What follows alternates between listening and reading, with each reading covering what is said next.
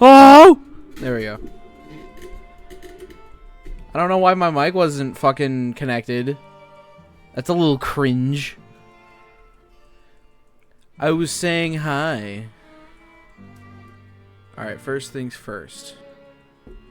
I got a new sweetener for my coffee here. Let's test if it fucking tastes good.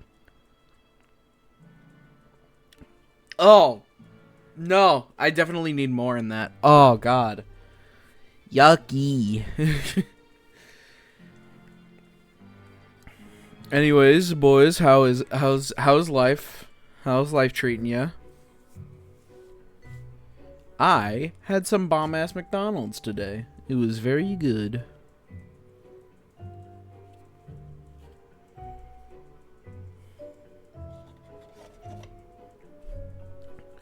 Here. I was considering to go and get more sweetener because I feel like it just needs more. It's like an artificial sugar. But I don't think I need it because I ate a fucking big ass McFlurry and then I also have a big ass soda in my fucking fridge. So I think I'm gonna be awake enough.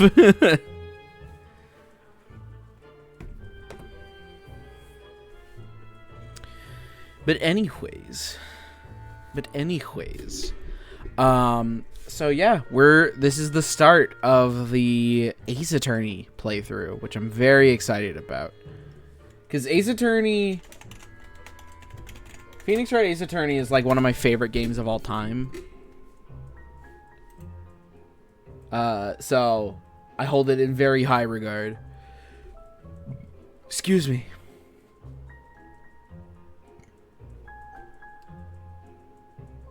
But yeah, I'm very excited to play.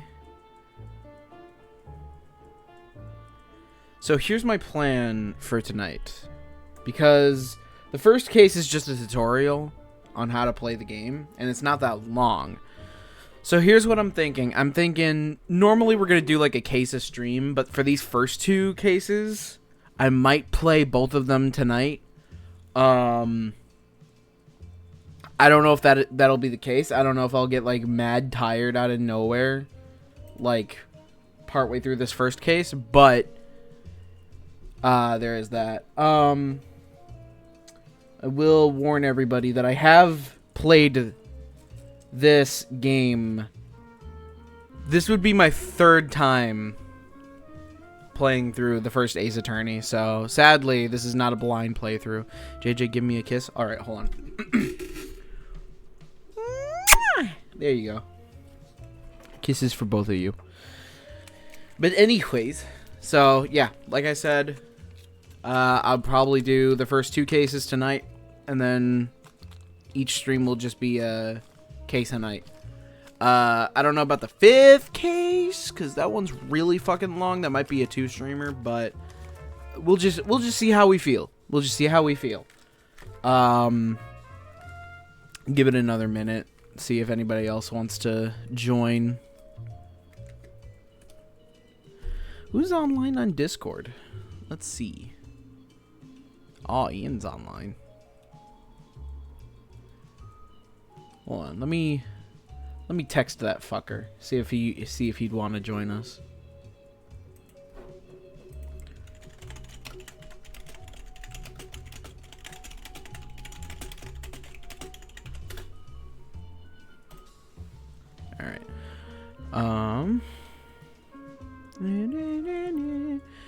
Yes, sorry about No Luigi's Mansion stream last night. I don't know what the fuck was going on with my internet. I'm glad I'm not having that issue tonight. But, yeah. Sucks we could not play Luigi Mansion. Yeah.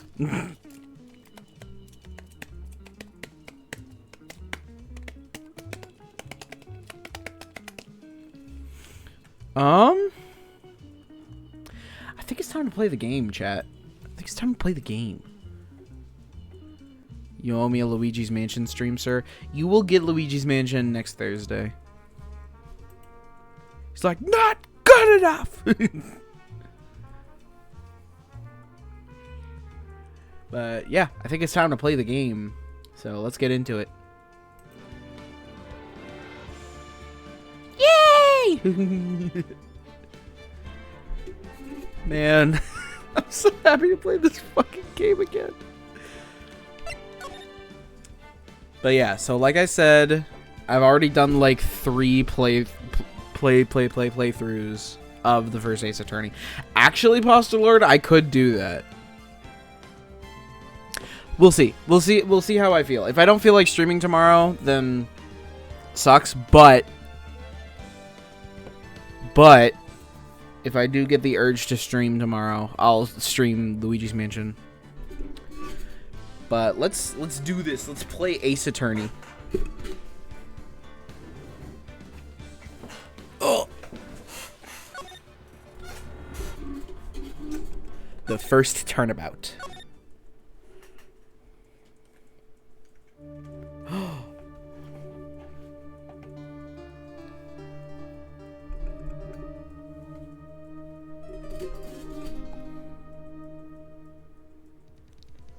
Aw, shit, dude. She's fucking dead. Damn it. Why me? I can't get caught. Not like this. I've got to find someone to pin this on. Someone like him.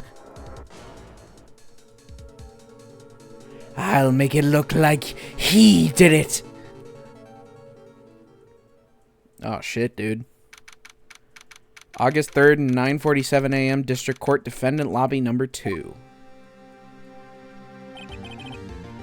Boy, am I nervous. Right. Oh, hiya, Chief. I'm glad I made it on time. Well, I have to say, Phoenix, I'm impressed. Not everyone takes on a murder trial right off the bat like this. Fucking Postal Lord. He's so real about that. It says a lot about you, and your client as well. Thanks. Actually, it's because I owe him a favor. A favor? You mean you knew the defendant before this case? Yeah. Actually, I kind of owe my current job to him.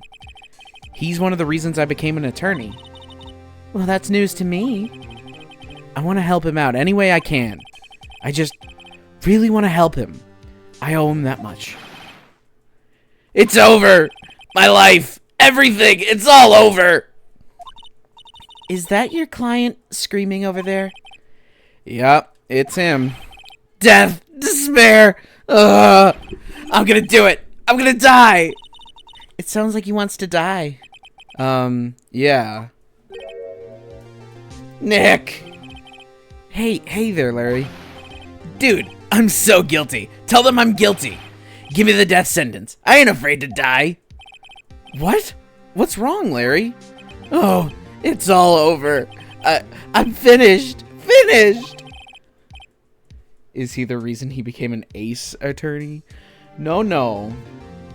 Phoenix becomes the ace attorney because he's really good at being an attorney. I can't live in a world without her. I can't. Who took her away from me, Nick? Who did this? Aw, Nick, you gotta tell me. Who took my baby away? The person responsible for your girlfriend's death? The newspapers say it was you. Damn, you're real confident in your client there, Phoenix. My name is Phoenix Wright. Here's the story. My first case is a fairly simple one. A young woman was killed in her apartment. The guy they arrested was the unlucky sap dating her. Larry Butts, my best friend since grade school. Our school had a saying, when something smells, it's usually the butts.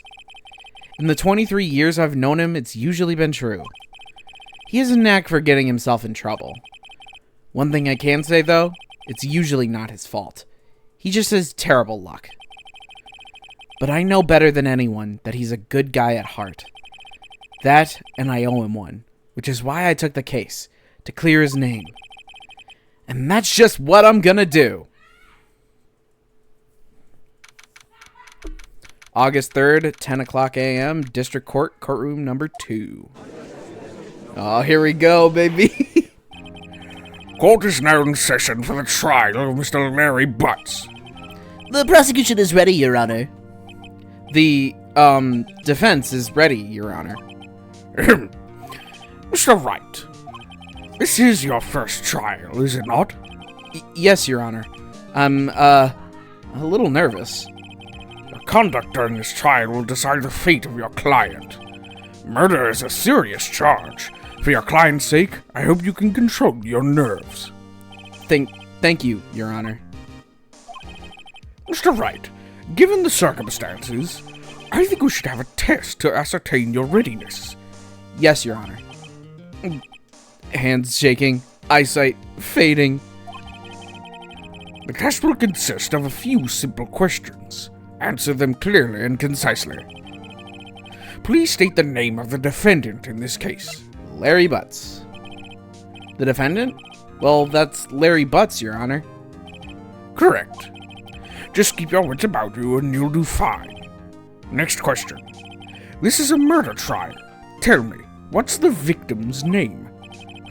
I know this one. Glad I read the case report cover to cover so many times. It's... Wait. Uh-oh. No. No way. I forgot. I'm drawing a total blank here.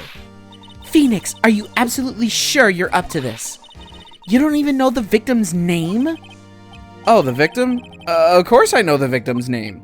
I, just forgot. Temporarily. I think I feel a migraine coming on. Look, the victim's name is listed in the court record.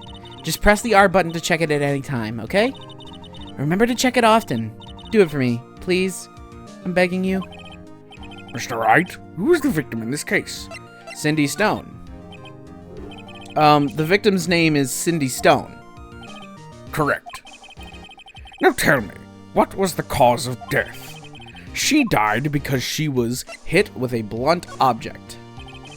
She was struck once by a blunt object. Correct. You've answered all my questions. I see no reason why we shouldn't proceed. Fucking Fabrizio. Press R, fucker! Fine, here you go. This is evidence. This is good. That's what Cindy Stone normally looks like? Why'd she look like that?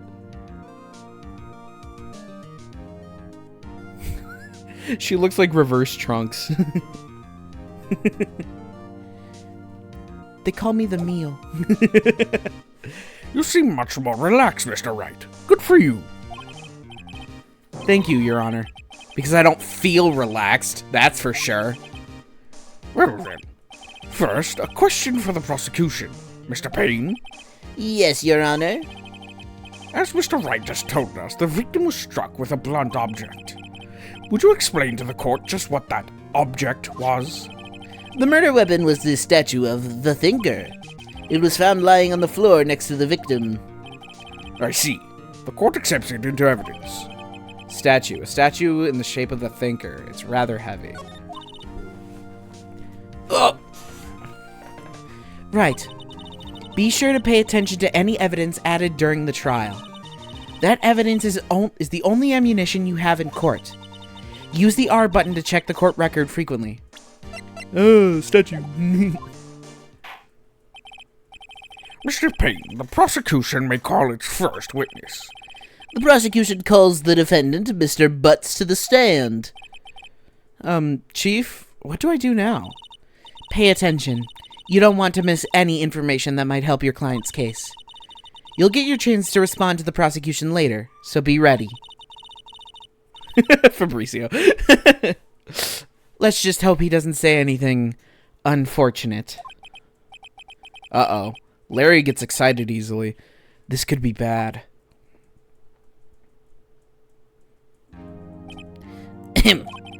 Mr. Butts, is it not true that the victim had recently dumped you? Hey, watch it, buddy! We were great together. We were Romeo and Juliet, Cleopatra and Mark Antony. Didn't they all die? I wasn't dumped. She just wasn't taking my calls or seeing me. Ever. What's it to you anyway? Mr. Butts, what you described is generally what we mean by dumped. In fact, she had completely abandoned you and was seeing other men. She had just returned from overseas with one of them the day before the murder. What do you mean, one of them? Lies! All of it lies! I don't believe a word of it. Your Honor, the victim's passport. According to this, she was in Paris until the day before she died. Passport. The victim apparently arrived home from Paris on... Oh, jeez. I don't remember that month. I don't know things. That date. The day before the murder. Okay. Indeed. She appears to have returned the day before the murder. Thank you, Stephen. Dude, no way. The victim was a model, but did not have a large income. It appears that she had several sugar daddies. Daddies? Sugar? Yes, older men who gave her money and gifts. She took their money and used it to support her lifestyle. Dude. We can clearly see what kind of woman this Miss Stone was. Tell me, Mr. Butts, what do you think of her now? Right. I don't think you want him to answer that question.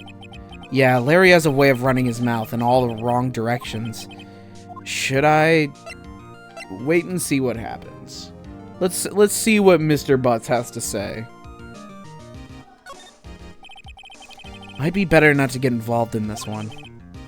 Well, Mr. Butts? Dude, no way! That cheating she-dog! I'm gonna die! I'm just gonna drop dead! Yeah, and when I meet her in the afterlife, I'm gonna get to the bottom of this! Guilty. Let's continue with the trial, shall we? I believe the accused's motive is clear to everyone. Yes, quite. Oh boy, this is so not looking good. Next question. You went to the victim's apartment on the day of the murder, did you not? Well, did you or did you not? Well, maybe I did and maybe I didn't. Uh-oh, he went. What do I do? Have him answer honestly. I know. I'll send him a signal. Tell the truth. Yeah, I was there. I went. You fucking idiot. Order. Right, Mr. Butts? Dude, chill. She wasn't home, man. So, I didn't see her. Your Honor, the defendant is lying. Lying? Do you really think someone would do something like that? The prosecution would like to call a witness who could prove Mr. Butts is lying. Well, that simplifies matters. Who is your witness? The man who found the victim's body. Just before making the gruesome discovery, he saw the defendant fleeing the scene of the crime.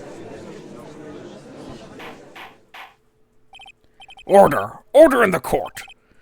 Mr. Payne, the prosecution may call its witness. Yes, Your Honor. This is bad.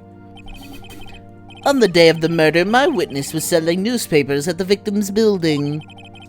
Please bring Mr. Frank Sawit to the stand. This fucking guy.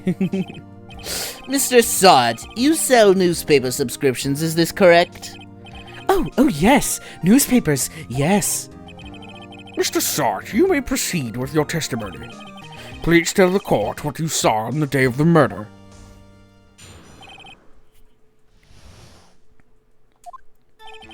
I was going door to door, selling subscriptions when I saw a man fleeing an apartment. I thought he must be in a hurry because he left the door half open behind him. Thinking it strange, I looked inside the apartment. Then I saw her lying there, a woman, not moving, dead.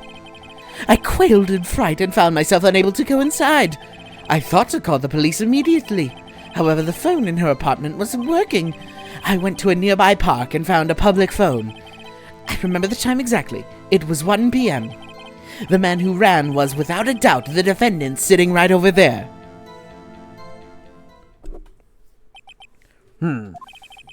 Larry, why didn't you tell the truth? I can't defend you against a testimony like this. Incidentally, why wasn't the phone in the victim's apartment working? Your Honor, at the time of the murder, there was a blackout in the building. Aren't phones supposed to work during a blackout? Yes, Your Honor. However, some cordless phones do not function normally. The phone that Mr. Sod used was one of those. Your Honor, I have a record of the blackout for your perusal. Blackout record. Electricity to Miss Stone's building was out from noon to 6 p.m. on the day of the crime. Now, Mr. Wright. Yes? Yes, Your Honor? You may begin your cross-examination. Cross-examination, Your Honor? All right, Wright. This is it. The real deal. What exactly am I supposed to do? Why, you exposed the lies in the testimony the witness just gave. Lies? What? He was lying? Your client is innocent, right? Then that witness must have lied in his testimony. Or is your client really guilty? How do I prove he's not? Just hold the key. It's in the evidence. Compare the witness's testimony to the evidence at hand. There's bound to be a contradiction in there. First, find contradictions between the court record and the witness's testimony. Then once you found the contradicting evidence, present it and rub it in the witness's face. Okay. Open the court record with the R button, then point out contradictions in the testimony. Damn, y'all fuckers are like fighting in the chat right now.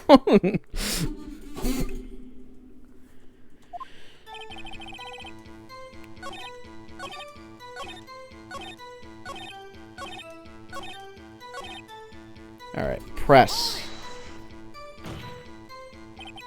1 p.m. Are you certain? Yes, absolutely. He seems really confident. 1 p.m.? Right, doesn't that seem strange to you? Present some evidence to contradict him. Because she died. Time of death was, 4 p.m. to 5 p.m. You found the body at 1 p.m. You're sure? Yes, it was 1 p.m. for certain. Frankly, I find that hard to believe. Your statement directly contradicts the autopsy report. The autopsy notes the time of death at some time after 4 p.m. There was no body to find at 1 p.m. How do you explain this 3-hour gap? Oh, that. This is trivial. The witness merely forgot the time. After his testimony, I find that hard to believe. Mr. Sart, why were you so certain that you found the body at 1 p.m.? Gee, that's a really good question. Great job, Wright. Way to put him on the spot. That's all you have to do. Point out contradictions. Lies always beget more lies. See through one and their whole story falls apart. What are you guys doing in the chat?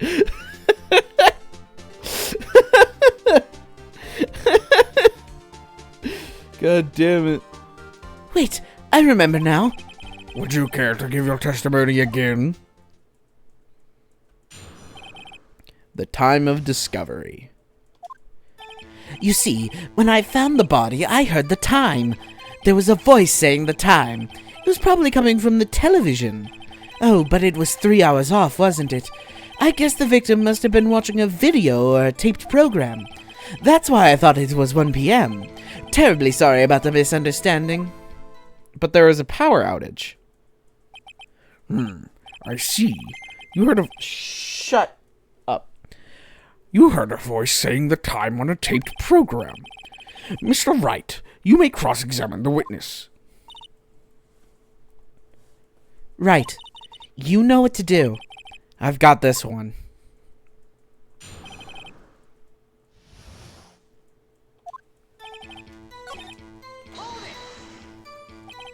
Are you sure it was a television and not a radio? Well, no, I guess it might have been a radio. Incidentally, there was no radio on the premises. There was only one large television. Right. I can't put my finger on it, but something about this seems fishy. Something about hearing the television. The witness has testified he heard the time. Probably coming from the television. Again, there was a power outage. So why is my fucking avatar being all weird? Ugh. It's the problem with fucking streaming games on my TV. Alright. Blackout. Yeah, there would be no power, so it couldn't come from the TV. Hold it right there. The prosecution has said there was a blackout at the time of the discovery, and this record proves it. You couldn't have heard the television or a video. The defense has a point. Do you have an explanation for this, Mr. Sart? No, I find it quite puzzling myself. Quite. Wait, I remember now. Mr. Sart, the court would prefer to hear an accurate testimony from the beginning, from the very beginning. These constant corrections are harming your credibility. That, and you seem rather distraught. My apologies, Your Honor. It must have been the shock of finding the body. Very well, Mr. Sart. Let's hear your testimony. Once more, please.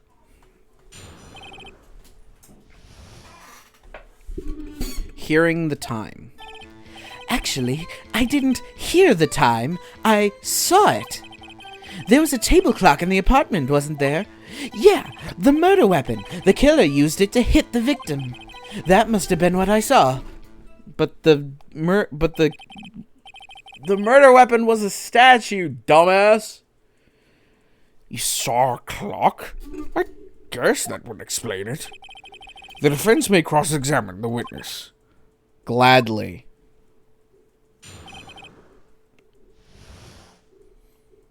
For real, Frank Sod has no lying skills at all.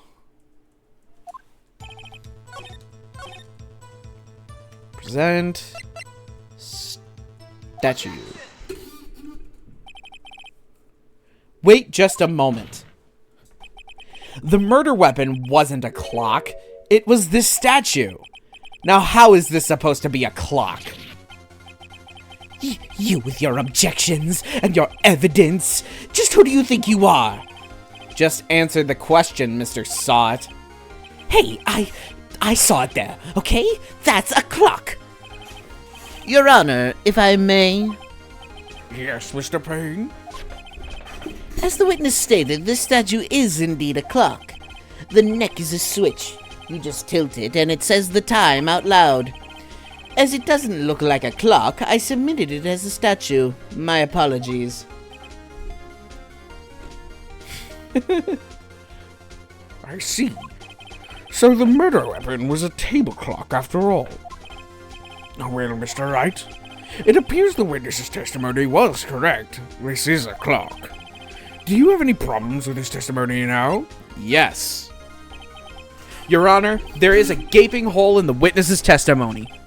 The only way he could have known the weapon was a clock is to hold it in his hand. Yet the witness testified that he never entered the apartment. Clearly a contradiction. Indeed. The witness knew it was a clock because he went into the apartment. You're lying. You were inside the apartment on the day of the murder. Oh yeah? Prove it. Prove I went in there. I'll do better than that. I can prove you were the one who killed her.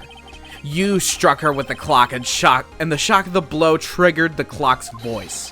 That was the sound you heard. Order in the court. Intriguing. Please continue, Mr. Wright. Yes, Your Honor. Mr. Sot, the sound must have left quite an impression on you. Understandable, since the murder weapon just spoke as you hit the victim. That voice was burned into your mind. That's why you were so certain about the time. What's the meaning of this? This is all baseless conjecture. Baseless? Just look at the witness's face. Would the witness care to elaborate? Did you strike the victim with the clock? That day, I never... Look, the clock, I heard... No, I mean I saw... Grrrr! Shut up, shut up, shut up, shut up! I hate you. It was him, I tell you. I saw him. He killed her, and he should burn! Burn! Give him death. God damn. That's what I'm saying, Fabrizio. Order! Order in the court, I say! Your Honor, a moment, please. There isn't a shred of evidence supporting the defense's claims. Mr. Wright, Your Honor. you claim the sound the witness heard came from the clock. Do you have any evidence? The whole case is riding on this. I'd better think it through carefully. Your Honor, the sound Mr. Sott heard was definitely this clock. A fact which is clear if you simply... Let's sound the clock now, here in this court. Your Honor, may I have the clock? I asked the court to listen very carefully. I think it's 8:25. That certainly is a strange way to announce the time. Well, he is the thinker, after all. Sorry. So, we've heard the clock. What are your conclusions, Mr. Wright? Mr. Payne, can you tell me what time it is now? It's 11:25. As you can see, this clock is exactly 3 hours slow.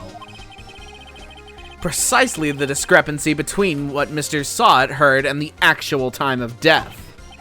So, Mr. Sott, try to talk your way out of this one. Ha! Ha ha! You forgot one thing. Uh-oh.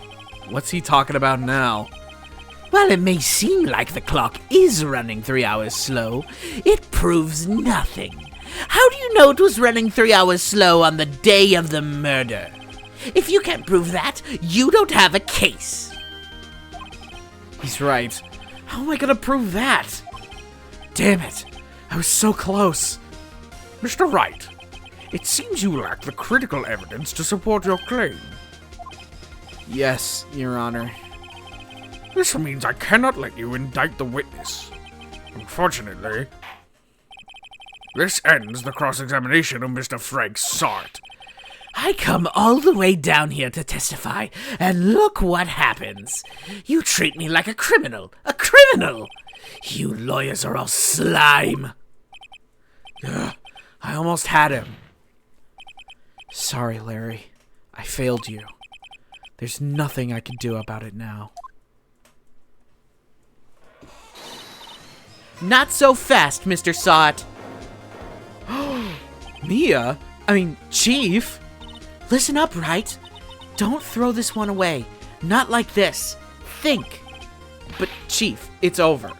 I can't prove the clock was slow the day of the murder. Nobody can prove that. Well, yes. But that doesn't mean you can't still win. Try thinking out of the box. Don't waste time doubting the facts. Assume the clock was 3 hours slow and think through it. Ask yourself, why was the clock 3 hours slow? Figure out the reason and you'll have your proof. Right? Can you think of a reason as to why the clock would be 3 hours slow?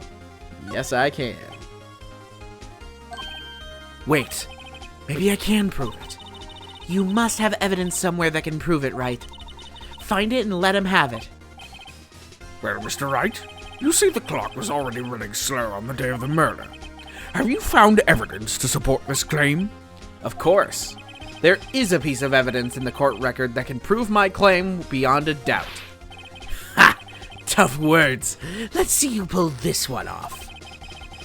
Let's see this evidence that proves why the clock was running slow. The passport, baby. The victim had just returned home from abroad the day before the murder. As we all know, the time difference between here and Paris is 9 hours. When it's 4 p.m. here, it's 1 a.m. the next day there. The clock wasn't 3 hours slow, it was 9 hours fast. The victim hadn't reset her clock since returning home. That's why the time you heard when you struck her dead in her apartment was wrong. Proof enough for you, Mr. Saw It? Or should I say, Mr. Did It? Oh, fuck.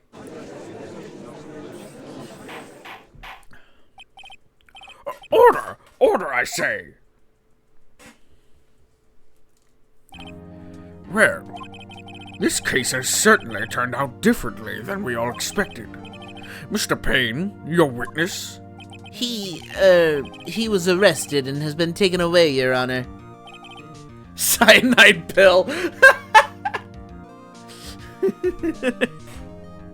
Yeah, Cindy Stone was actually a government agent killed by a Russian spy.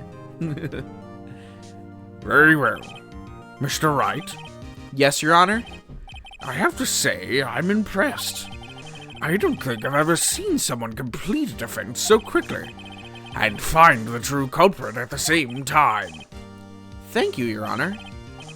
At this point, this is only a formality, but this court finds the defendant, Mr. Larry Butts, not guilty.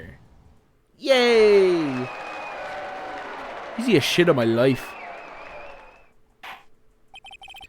And with that, this court is adjourned. It turns out that Frank Saw It was a common burglar. Excuse me. He posed as a newspaper salesman to check and see when people were out of the house. That day, when Larry went to her apartment, the victim wasn't home. After he left, Mr. Saw It let himself in to do his dirty work. While he was searching her place, the victim returned. Flustered, Mr. Saw It grabbed the nearest blunt object he could find.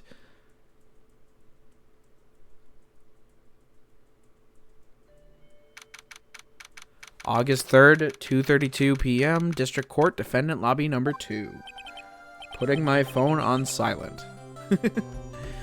I still can't believe we won. Right. Good job in there. Congratulations. Thanks, Chief. I owe it all to you. Not at all, not at all. You fought your own battles in there. It's been a while since I've seen a trial end on such a satisfying note. I've never seen the Chief looking this happy. If she's this glad, imagine how Larry must feel. My life is over. Larry, you're supposed to be happy. What's wrong now? Ah, Nick. Do they have a thing going on, or are they just friends? You'll see. Don't worry about me. I'll be dead and gone soon. Good. Wait, no. I mean bad. Bad. Larry, you're innocent. The case is closed. But my Cindy Windy's gone, man. Gone forever. Larry, she was a... Nah, never mind. Congratulations, Harry. Harry? Yes, you. I can practically see the headlines now. Harry Butts, innocent. Thanks. I really owe you one. I won't forget this. Ever. Let's celebrate. Dinner, movie, my treat. Oh no, I couldn't. Hey, I was the one who got you off the hook. Oh, hey. Here, take this. It's a present. A present? For me? Wait, wasn't this the evidence that... Actually, I made this clock for her. I made one for her and one for me. Really? You made this? Well, thank you. I'll keep it as a memento. Yo, Nick. Can you believe it? I was so into that chick. And she was just playing me for a fool. Don't that just make you want to cry? Larry. Are you so sure? Excuse me? I think she thought quite a lot of you, in her own way. Nah, you don't gotta sympathize with me. It's okay. Oh, I'm not just sympathizing, really. Isn't that right? Don't you have something to show your friend? Something that proves how she felt about him? Huh? Oh, yeah, right. What the heck is she talking about? Check this out, Larry. Proof positive you weren't just some chump to her. Huh? What about that clock? This is the clock you made for her, Larry. And she took it with her when she traveled. Whatever. She probably just needed a clock, that's all. You think so? It's a pretty heavy clock to take traveling. Well, make of it what you will. Hey, Nick. I'm glad I asked you to be my lawyer. Really, I am. Thanks. Hope that made him feel a little better. Right? I hope you see the importance of evidence now. Also, hopefully you realize things change depending how you look at them. People, too. We never really know if our clients are guilty or innocent.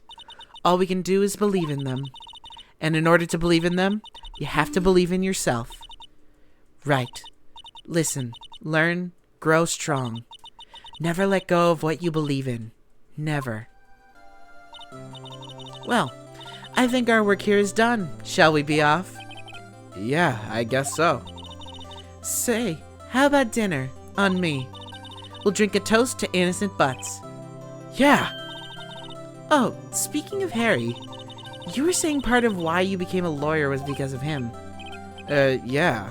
Part, at least. You'll have to tell me more about it sometime. Maybe over drinks? I don't think Larry stole Wright's girl at all.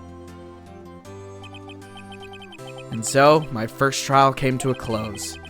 Larry slapped me on the back and said, "Gee, Nick, it's good to have friends." But I'm pretty sure he's not gonna pay us, unless you count the clock he gave Mia.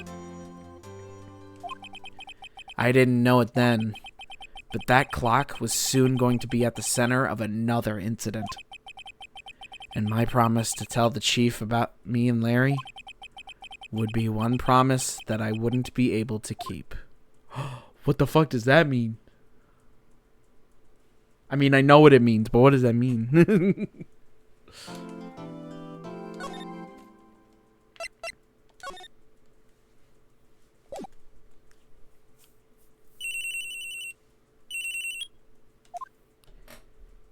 Hello? This is Maya. Hey, Maya, it's me. Mia! What's up? You haven't called in a while. Sorry, I've been so busy. How you been? Well, lonely, and it's all your fault. Nah, I'm just teasing. I've been great. I'm finally getting used to having my own place. That's good to hear. Actually, I'm calling because I have a favor to ask. I know. You want me to hold evidence for you? Sharp as always. There's a lot of buzz about the upcoming trial. I just don't feel safe keeping the evidence here. I gotcha. So what is it this time? It's a clock. A clock? Yeah, it's made to look like the statue, the thinker, and it tells you the time. I thought you might like it. You always liked toys. Hey, I'm not a little girl anymore, sis. Now, you know I'm only teasing. I should probably tell you, the clock isn't talking right now. Huh? It's not working. That's lame. I had to take the clockwork out. Sorry. I put some papers inside it instead. Papers? Is that the evidence then? Well, there's a possibility that it might turn out that way, yes. Can you come by the office tonight, say 9 o'clock, to pick it up? I'll be in a pre-trial meeting until then. Okay, sis. But I expect dinner. Something good. Like burgers. I could really go for a good burger. Okay. We'll hit the usual joint.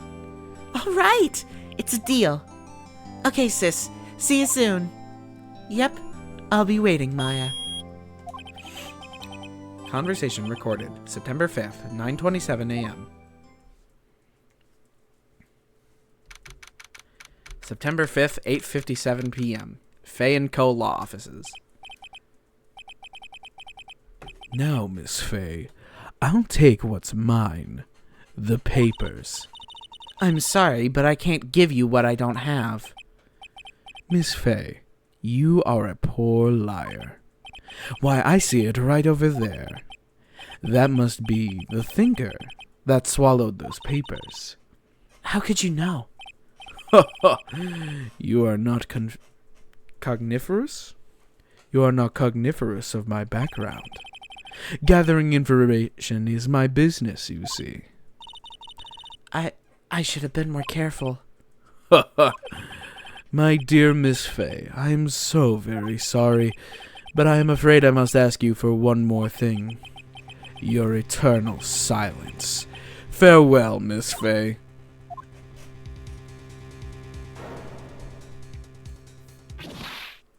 Oh, shit, dude.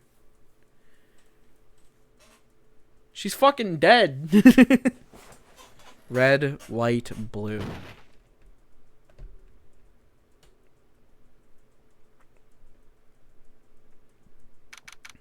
September 5th, 9:08 p.m. Faye & Co. Law Offices. Uh-oh, I'm late. Huh? That's strange. Guess the chief left without me. She said her sister was coming over, so we should all go out for dinner. What's that smell? Blood? Mia! Maybe she's in her office. That smell. Blood! Sis? Someone's there. Chief? Chief! Chief!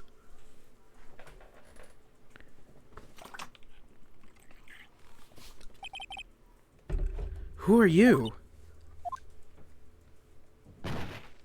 Oh, well, she's gone. The strange girl dropped out cold. I left her lying on the office sofa. I went back to the chief where she lay under the window. Her body was still warm. I could feel it when I held her shoulder. Then, all too quickly, it began to fade, until finally she was cold. Chief.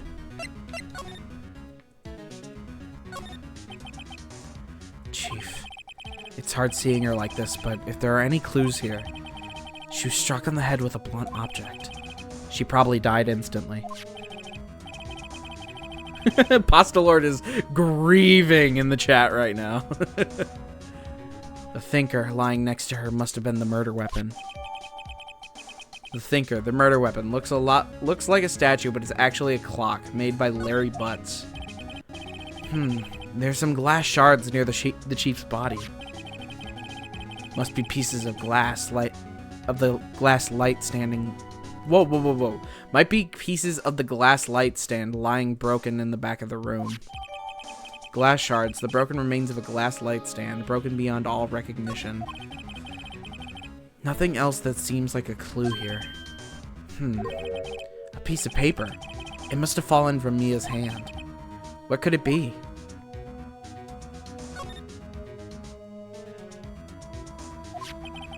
A word is written in blood on this scrap of paper.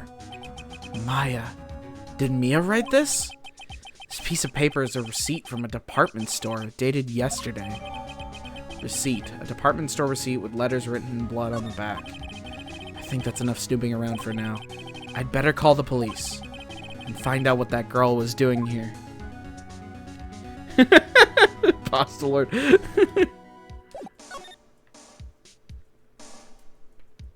Phone. Right. I'd better call the police. That's funny. A few of the screws on the receiver are missing. Looks like someone was halfway through taking it apart. Police! Please, come quick. What was that? Oh wait, that wasn't the cops. That was someone. Yeah. Someone screaming from outside the window. Damn. She's staring right at me. She's holding a phone in her hand. Ultra pasta instinct. Fuck off. Move. This. That girl just now. Where'd she go? I put her right there on that sofa. Uh-oh. I hope she didn't run on me. Yeah, don't scare me like that. Excuse me, but who are you? It's okay, I work here. Maya Fey. Maya Fey? Maya. So Mia was writing this girl's name. Maybe I should show her the receipt? I never thought there'd be a use for evidence like this outside the courtroom. What the fuck are you talking about? Pasta what? Instantly moved on. Relationship with Mia is over. Alright, percent. Before Mia died, she wrote a message with her own blood. She wrote it on the back of this receipt. That's my name. Why? Why would she write my name? Please, just calm down. Why would Sis write my name? Uh-oh, now I've done it. Aw, shit. Cops are here. The police. Sounds like they're coming this way. Freeze! Police! Aw, it's time to... this is my favorite character. Alright, I'm Detective Dick Gumshoe, see? Gumshoe? What an odd name. We received a report from the building across the way, see? Got a person saying they saw a murder. Must have been that woman I saw. Anyway, I don't want either of you moving 1 inch, okay?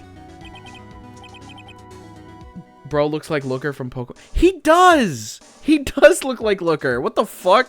How have I never noticed that? Great. Just great. Maya. Wait, she wouldn't have... Nah. Whoa! Excuse me. This word Maya here mean anything to you? That's my name. What? The victim drew this here note in her own blood, see? With her dying breath, she wrote down the killer's name. Killer? I'm not... Case closed. You're coming down to the precinct, ma'am. What?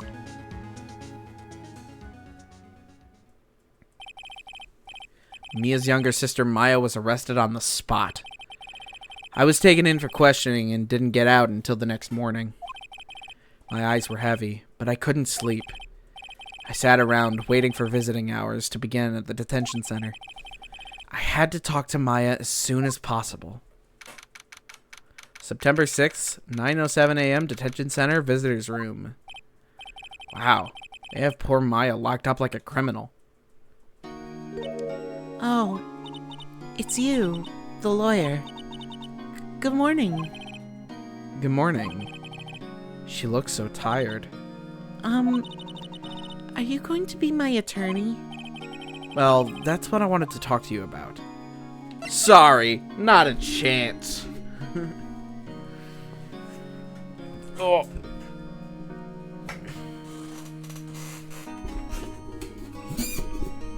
No, it's up to you. I'd better give it to her straight.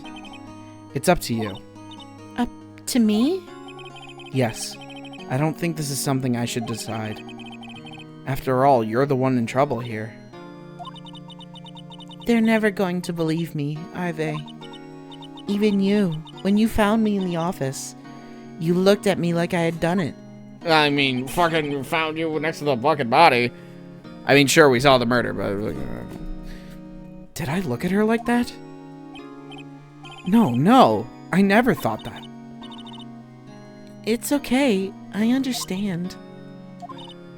And I've also heard about you. Heard? Heard what about me? I was talking to my sister on the phone the other day. MLI8D joined. Emily!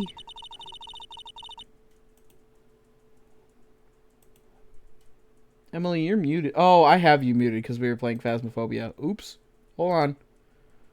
Hold on, Emily. Be patient. Emily! JJ. What's up? Hey, I had to unmute you too. Pasta Lord says hi. I am punishing all.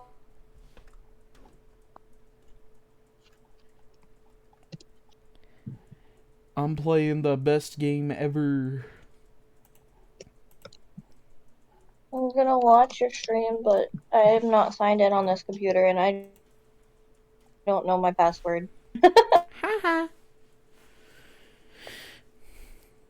Today was my junior partner's first time in court. Wow, really? How'd that go? It was quite the scene. Honestly, I was on edge the whole time. It's been a while. So he crashed it and burned? He's a genius. One of those strike fear into the hearts of evil types. The only thing he's lacking is experience. Huh? Sounds like it was fun. Well, I know who to go to if I ever get into trouble now. I don't know, Mia. I think you might want to wait. Give him 3 more years. Pasta Lord, she was the police chief and didn't put up a fight. No, she wasn't the police chief. She was like the head. She was like the head defense attorney. She's Phoenix's like mentor. She a lawyer. Yeah. That is, She can unless throw you want to be brooms, found that's all guilty. she can do. Pasta Lord says I don't give a damn. All right, I guess you got me there. That's what she said. I'm sorry. I didn't mean to insult you. No, it's okay. It's true, I guess. But at the same time, I can't just sit by and watch. When I think of the person who did this to Mia. I know. Well, let's see what Maya has to say, baby. There's something I've been wanting to ask you. Yes? What's with that outfit? Oh, this? This is what all acolytes wear. It's my uniform, you could say. Acolytes? Like people in religious training? What is it you do? Oh, it's nothing strange, really. I'm a spirit medium. In training. A spirit medium? I'm pretty sure that qualifies as strange. Could you tell me about the day of the murder? Yes. Let's see. That morning, I got a call from my sister. She wanted me to hold on to a piece of evidence for an upcoming trial. Evidence? Yes, that clock shaped like the thinker. The one Larry made. How could that have been evidence in a case? Right. She said something about that. I remember. Do you want to hear it in her own voice? Her own voice? Yes. I'm pretty sure our conversation is on my cell phone. You recorded it? Yeah, I forgot how to delete those things. So, you say you have a conversation with your sister on your cell phone. Let's hear it. Right. Oh, I just remembered that detective took my cell phone. Sorry. Oh, right. Of course. Next time I see Detective Gumshoe, I'll ask him for it. I'll write you a note so you don't forget, okay? Sure, thanks. Maya's memo. A conversation I had with my sister is recorded on my cell phone. Spirit mediums. So you're an acolyte. A medium in training? That's right. The Fae family, especially the women, have always been very sensitive to the spirit world. Wait a second. You say the Fae family? So Mia was into this stuff too? Of course. She left the mountain to follow her career, she said. Her powers were first class too. I had no idea. Wait, What? so you're a real, honest-to-goodness spirit medium? With ESP and all that? Yes, in training. Well, can't you contact me as spirit then? We could just ask her who killed her. I'm sorry. I'm still in training. I couldn't do something on that level. I thought that would be too easy. Huh? Something the matter?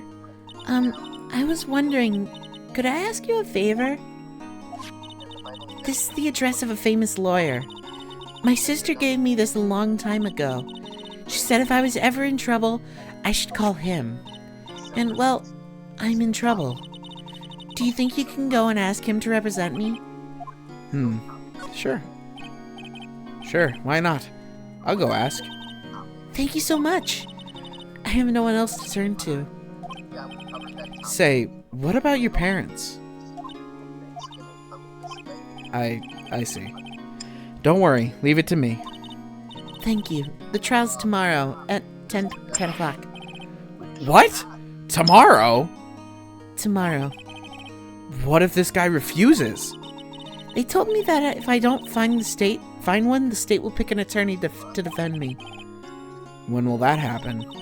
They're giving me until 4 o'clock this afternoon. And visiting hours are almost up. I'd better hurry. Right, I'll be back. Oh, I fucking love this guy.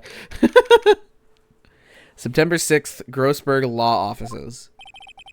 According to the receptionist, the big boss is out. She couldn't say when he'd be back. It must be hard to keep track of everything when you're a famous lawyer. Not to mention run an office like this. I guess I'll just have to come back later. Oh, wait, what? Oh, maybe I have to ask her that thing again. God damn it. Either I need to ask her that thing again or I need to go to fucking... Yeah, whatever. I have to go talk to Gumshoe.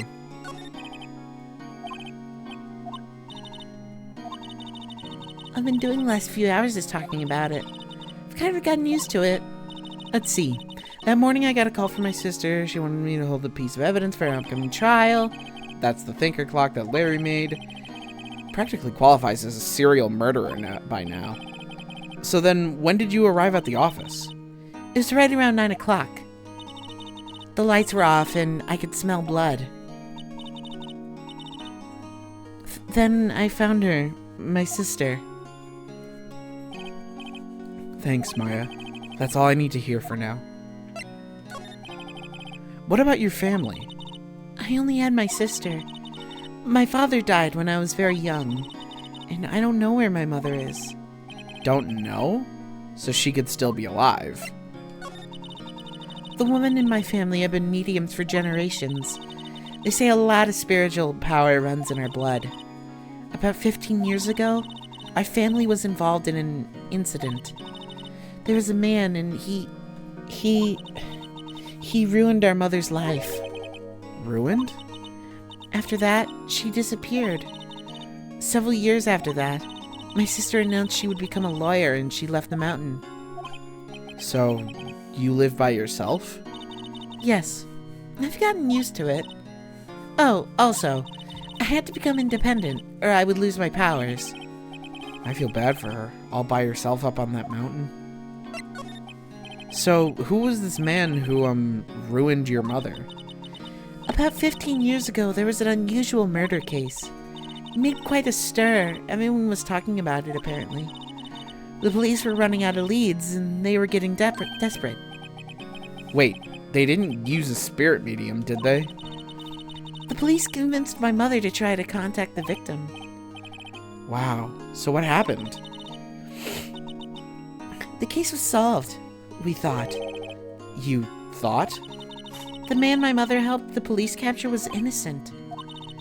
The police's consultation with the medium had all been carried out in secret, of course. But a man found out about it and leaked it to the press. He told all the papers that my mother was a fraud, and the media jumped on it big time. My mother, became the laughingstock of the nation. I see. White. Excuse me? White? That was his name. My sister told me. White. Alright. Ian, Oh, I have to go to... Yeah. actually, a September 6th, Fay & Co. Law Offices. The office is filled with the police officers. They're all busily searching for clues. Let's get back together. Hey, you there! This is a crime scene, pal. No trespassing. Sorry. Don't I know you from somewhere? Wait, you're that Butts guy, aren't you?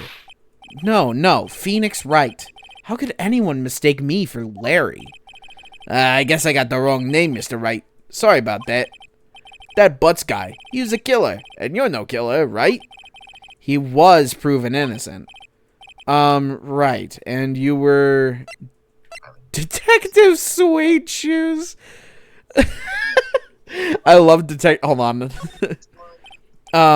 Suede Shoes, wasn't it? That's me. Don't step on my blue suede shoes. Wait, that's a song, pal. My name's Dick Gumshoe. Wait, that's Detective Gumshoe to you, pal. Anyway, get the name right. And don't go calling me Dick. Hey, Dick, get over here. Yes, sir. Be right there.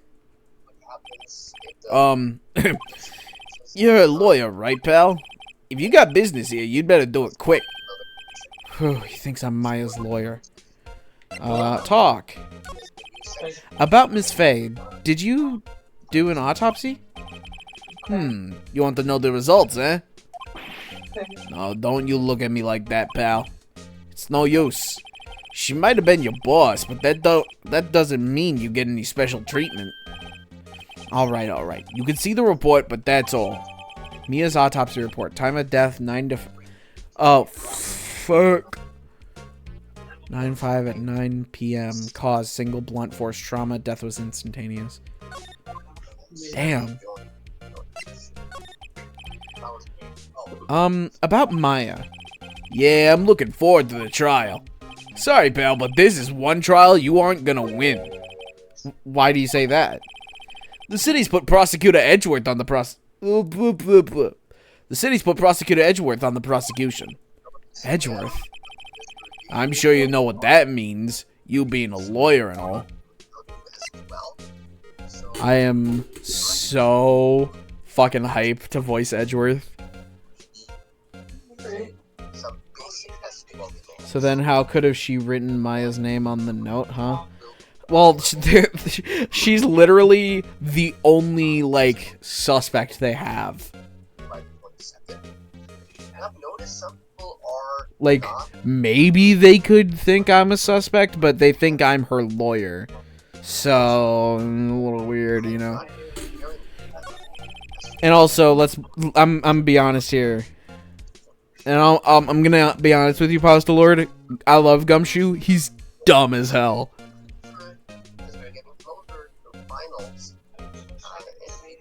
Mia dies instantly.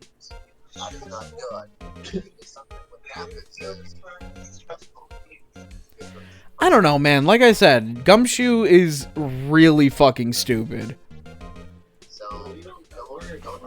This whole game makes, like, the police feel like an idiot. I don't know what to tell you. Like I said, Gumshoe's an idiot. Prosecutor Edgeworth. That's right, pal. Mr. Miles Edgeworth himself. Wait, you do know him, don't you? Of course I do. I know him. He's a feared prosecutor. He doesn't feel pain. He doesn't feel remorse. He won't stop until he gets his guilty verdict. Aw, don't talk about him like that. Don't talk about him that way. You make him barely sound human. Still, I'm afraid this pretty much decides the case. So, Edgeworth is on this one. He hasn't lost a case since he became a prosecutor at the incredibly young age of 20. Of course, there are rumors of back-alley deals and forged evidence. All I know for sure is that Edgeworth hates crime with an almost abnormal passion. You'd think the fucker was Batman. I never imagined I'd be facing him so soon.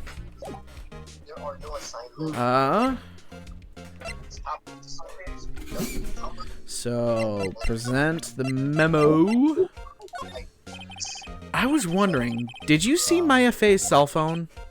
Oh, that? I have that. Do you think you could give it back? Sure.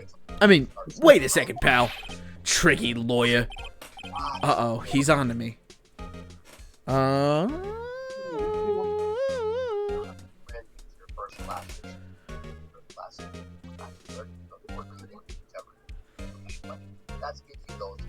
Hold on,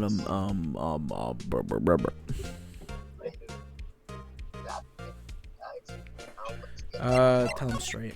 If I tell him why I want it, there's no way he'll give it to me. Something the matter? Oh, no, it's just, you know, detective. Nope, I know nothing, pal. That cell phone has a lot of numbers on it, like her boyfriend's. A cell phone holds all a little girl's sweetest and spiciest secrets. You're trying to confuse me. Sorry, pal, I already checked all the numbers in memory. Impressive. You're quite the detective. Talks about STR.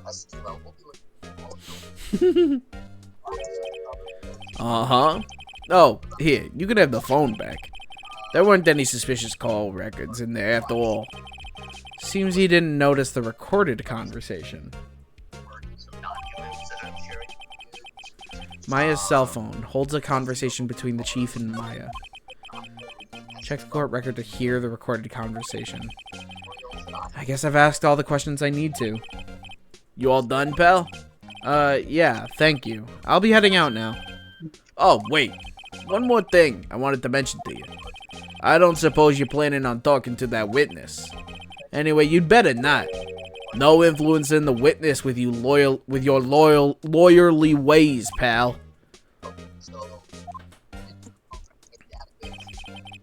Come to think of it, I had completely forgotten about her. The witness? Yeah, Miss April May. I'm sorry about this, but I can't tell you anything about her.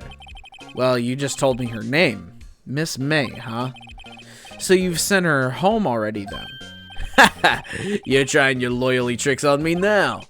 She's not to go outside her room until the trial. So, she's still in the hotel across the way. I guess I should know better than to try and get a detective to leak information.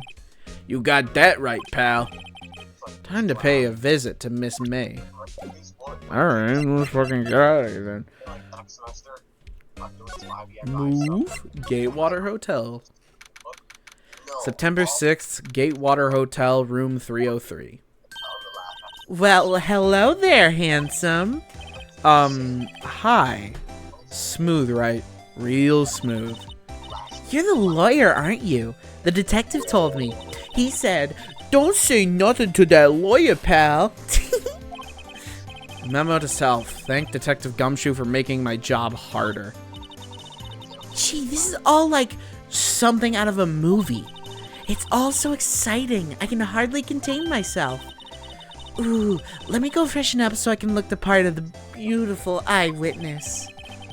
I pity the lawyer that has to cross-examine this one.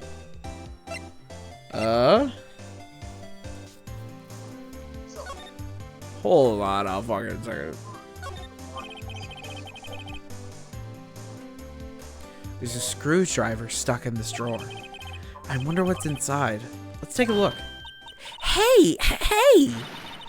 What are you doing? No touching. Ooh, bad boy. You really shouldn't pry around in other people's rooms now. You wouldn't want to make me upset, would you? Upset? I thought she was gonna explode for a second there. I wonder what could be inside the drawer. Do you think you could tell me something? I need you to describe what you observed at the time of the incident. Ooh, observe. Incident. You sound just like a lawyer in the movies. I like a man with a big vocabulary. Better not encourage her. You know that thing that happened the other day? The bad thing? What did you see when it happened? I don't suppose you could tell me about it, pretty please? Let me see. Well, dream on. If you want to know, you'll just have to come to the court tomorrow, Mr. Lawyer. Oh boy. Could you just, who exactly are you? Oh, Mr. Lawyer, are you hitting on me? Crazy psycho lady? Yeah. She injured me the whole time I played. Hey, I'm just doing my job here. You know, you're cute when you blush. Believe me, this is the first time in my life I've blushed this hard. Damn, she's already trying to get some. Honestly, Postal Lord, I know you ain't gay, but if you've seen Phoenix Wright, you'd get it. Homie's hot as fuck. No, Edgelord is Edgeworth is the one that, yeah. Yes, Emily. Share your feelings on Edgeworth right now. They're together. There's no debating it. Oh, good. Postal Lord gets it. All right. Right. Can you just tell me what it is you do? Well, no. And you had your little hopes up, didn't you? Oh, boy. Her exploding is my favorite part. I guess there are 2 glasses on the table. Is someone staying here with you? Ooh, what amazing powers of observation. You must be one of those famous detectives like on television. Oh, no, not me. I'm just a lawyer. Say, Mr. Big Detective, why don't you go look for clues in the garbage? Miss May doesn't like nosy little lawyers. Oh, boy. I'm getting out of here. Postal Lord! He says, I'd definitely smash her, though. I don't give a fuck that she's crazy. He's so real for that.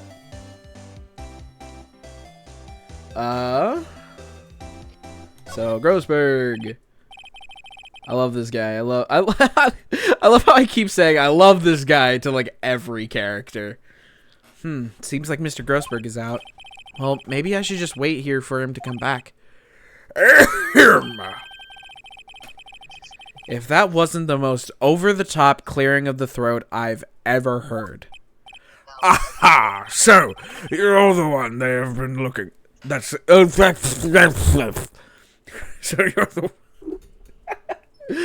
you're the one they say has been looking for me? Yes, that's me. He looks even grander than I imagined. That badge on your collar. Ah, so you're a lawyer, you know. Yes. Well, yes. And what do you want? I'm not particularly busy these days. Please, proceed. Not busy. Then how come no one could get in touch with you? Something the matter? You come to see the one and only Marvin Grossberg, did you not? And here I am, boy. What do you want? Out with it. Well, sir, actually it's about Maya. Maya Fey. Yes, Maya Fey. Go on. Why the strange reaction? I'm really quite busy here, son. I can't go taking cases on a day's notice. No, it's quite impossible. Wait a second. How did you know the trial was tomorrow? Anyway, I'm afraid it's entirely impossible for me to represent her. Sorry, end of discussion. What's going on? He refused me before I even got a chance to ask him. What do I tell Maya? Let me fucking see what this dude's going on about. How can you just refuse like that? Please, tell me, why won't you take the case? Well, you see, it's just... I'm busy, you see, with the client. But the client is Mia Fey's sister. Mia trusted you. She knew her sister would be in good hands. Yes, of course, I know that. However, I'm sorry, but I must refuse. Sorry. Goodbye. Creep. Fine. I don't have time to argue with you anyway. I'll go look elsewhere. Think not. Huh? Did you say something? I think not, I said. What do you mean? I'm terribly, terribly sorry. And I'm afraid that no lawyer worth their salt will take on this particular case. Terribly sorry, my boy. Why? I cannot say. I beg your pardon, but could you leave? Now, I've nothing more to discuss with you. What's going on here? How did you know Mia Fey? She worked here a long time ago. Quite the apprentice, that one. Learned my techniques in the blink of an eye. She left one day, quite suddenly. She had a mission, you see. A mission? You could see it in her eyes. She followed it with a burning passion. Never looked back, that one. That's quite a painting. You noticed. It's my pride and joy. Impressive, isn't it? Well, isn't it? The color of the sky, the hue of the sea, the weave of the straw hat. It's worth at least 3 million. I have no intention of parting with it, of course. No, I won't sell it. Not even to you. I wasn't interested. It's not for sale. I'm not buying. Jeez. Well, Nothing more. And a lot fuck, dude. of Well, September 6th, 3:42 p.m. Detention Center Visitors Room. Hiya. Oh, you're back. Did you find the lawyer? Well, what do I tell her? Well, see, just be honest. I really don't think you should use that guy. He didn't seem healthy. He was all skin and bones. What really happened? You don't mean he refused to help? I see. I've been abandoned then. Just a little longer now before the state-appointed lawyer comes, I guess. 4 p.m. Time's up. What should I do? Do I just leave her and go home? Nah, bitch. We defending Maya up in this bitch ass. I've made up my mind. I'm going to defend you whether you want me to or not. Why? Why? Well, no one is as sad as a person without any friends. I know. I've been there a long time ago. Oh, little Phoenix. I forgot how cute he was. Why did I become a lawyer in the first place?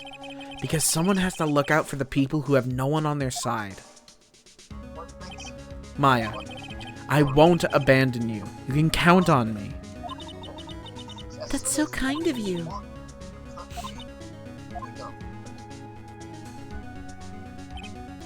Well, let's fight this one and get you out of here. Right. Thank you. Whew, she smiled at least. She looks like an entirely different person. One last question. You are innocent, right? Yes. And I trust you. So you trust me too, okay? It's a deal. So, what next? There's something that's been bugging me. Just what was inside that strange woman's drawer? It was when I tried to look into the drawer that she got all defensive. There has to be something in there.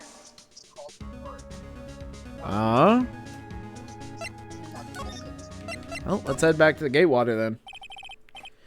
Good afternoon, sir. Excuse me, you are?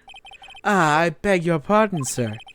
I am the bellboy of this establishment at your service, sir. Oh, right. I've just come up to deliver room service, sir. Do you know where Miss May might be? Ah, I believe our guest Miss May is currently using the, facilities. If you've no need for anything, I'll be taking my leave. Please stay as long as you like. Enjoy. Yeah. Wait, no. Hey! Why does it seem like every time I come here, I end up embarrassing myself? Wait, now's my chance to snoop around a bit. Ah, I almost forgot. You came back quick. Might I ask you to inform Miss May that there is a message for her? Please tell her that Mr. White of Blue Corps phoned. Oh, right, sure. Mr. White. Walter? Mr. White of Blue Corps. Where have I heard that name? White. That was his name. My sister told me. White was the name of the guy who ruined Mia and Maya's mother. Could it be a coincidence?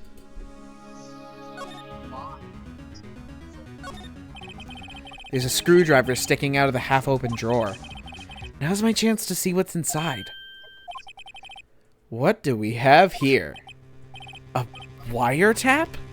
Why would a woman like her be doing... What would a woman like her be doing with a thing like this? Wiretap found in Miss May's hotel room.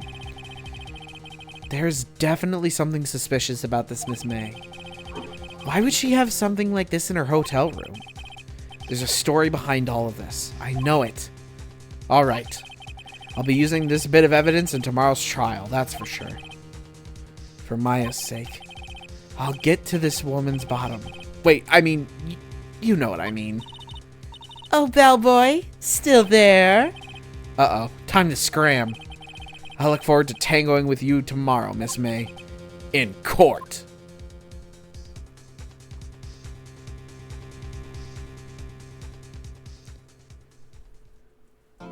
This is where we get to see Edgeworth. I love Edgeworth so much. Edgy wedgy. September 7th, 10 o'clock a.m., District Court, courtroom number 1. There he is! Court is now in session for the trial of Miss Maya Fey. The prosecution is ready, Your Honor. The defense is ready, Your Honor. Miles Edgeworth. I'd better not show any signs of weakness today, or he'll be on me in an instant. I want him on me in an instant.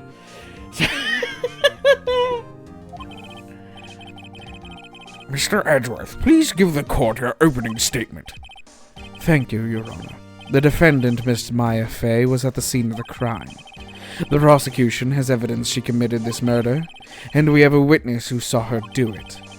The prosecution sees no reason to doubt the facts of this case, Your Honor. I see. Thank you, Mr. Edgeworth. Let's begin then. If we may call our first witness, Your Honor. The prosecution calls the chief officer at the scene, Detective Gumshoe. Bro does look like Sephiroth. Witness, please state your name and profession to the court. Sir, my name's Dick Dubdoo. My name's Dick Gumshoe, sir. I'm the detective in charge of the homicides down at the precinct, sir. Detective Gumshoe, please describe for us the details of this murder. Very well, sir. Let me use this floor map of the office to explain. The body was found by this window here. And the cause of death? Loss of blood due to being struck by a blunt object, sir. The murder weapon was a statue of the thinker found next to the body, sir. It was heavy enough to be a deadly weapon, even in a girl's hand, sir. The court accepts the statue as evidence. They're still calling it a statue. Floor plans, the murder scene, the fan code offices. Now, detective. Yes, sir? You immediately arrested Miss Maya Fey, who was found at the scene, correct? Can you tell me why? Yes, sir. I had hard evidence she did it, sir. Detective Gumshoe, please testify to the court about this hard evidence. Maya Fey's arrest. As soon as the phone call came in, I rushed to the scene. There were 2 people there already. The defendant, Miss Maya Fey, and the lawyer, Mr. Phoenix Wright. I immediately arrested Miss Maya Fey. Why? We had a witness account describing her. But she wasn't in the room when she called. I was. The witness saw Miss Maya Fey at the very moment of the murder. The very moment, you say. Very well, Mr. Wright, you may begin your cross-examination. Yes, Your Honor. Cross-examine what? I couldn't see a single contradiction in that testimony. The fuck? Hey, Maya just threw something at me. What's this? When my sister couldn't find any contradictions in a witness's testimony, she would bluff it and press the witness on every detail. The witness always slips up and says something wrong. It worked lots of times. I should have expected Maya would know some of her sister's tricks. Alright, let's give this a try. Something the matter? No, Your Honor. I'd like to begin my cross-examination.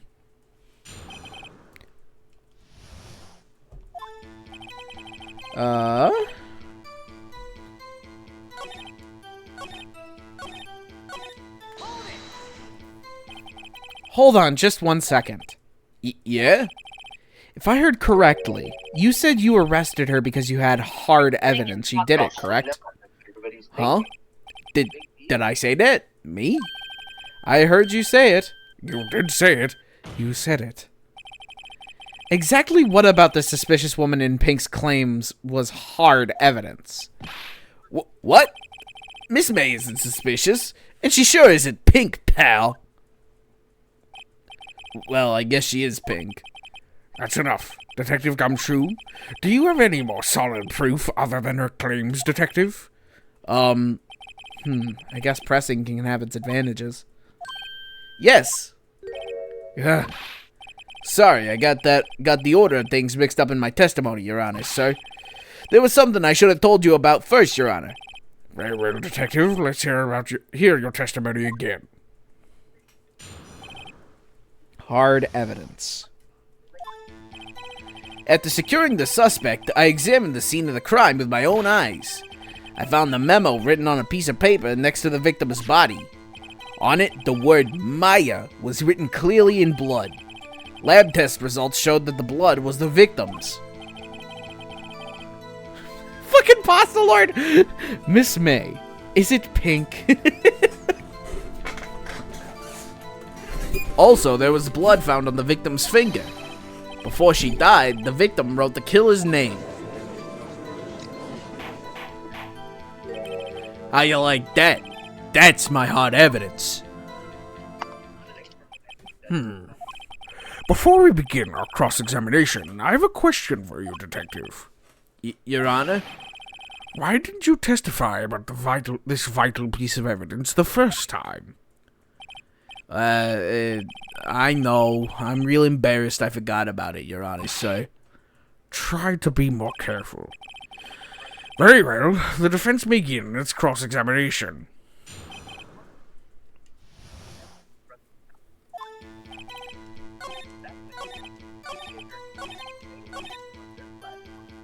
Present the autopsy report. Because death was instantaneous, like Pasta Lord said. So how could she have written the name? Let's find out. Detective Gumshoe, there's one thing I want you to clarify for me here. You say that the victim, Mia Fey, wrote this note. That she was accusing the defendant, Maya Fey? That's really what you're saying. What? This isn't one of those lawyer tricks now, is it? Of course she wrote it. Who else could have? You have it backwards, Detective. Backwards? The victim is the only person who absolutely could not have written it. This is a report from your department, Detective. Immediate death due to a blow from a blunt object. She died immediately. But no butting your way out of this one, Detective.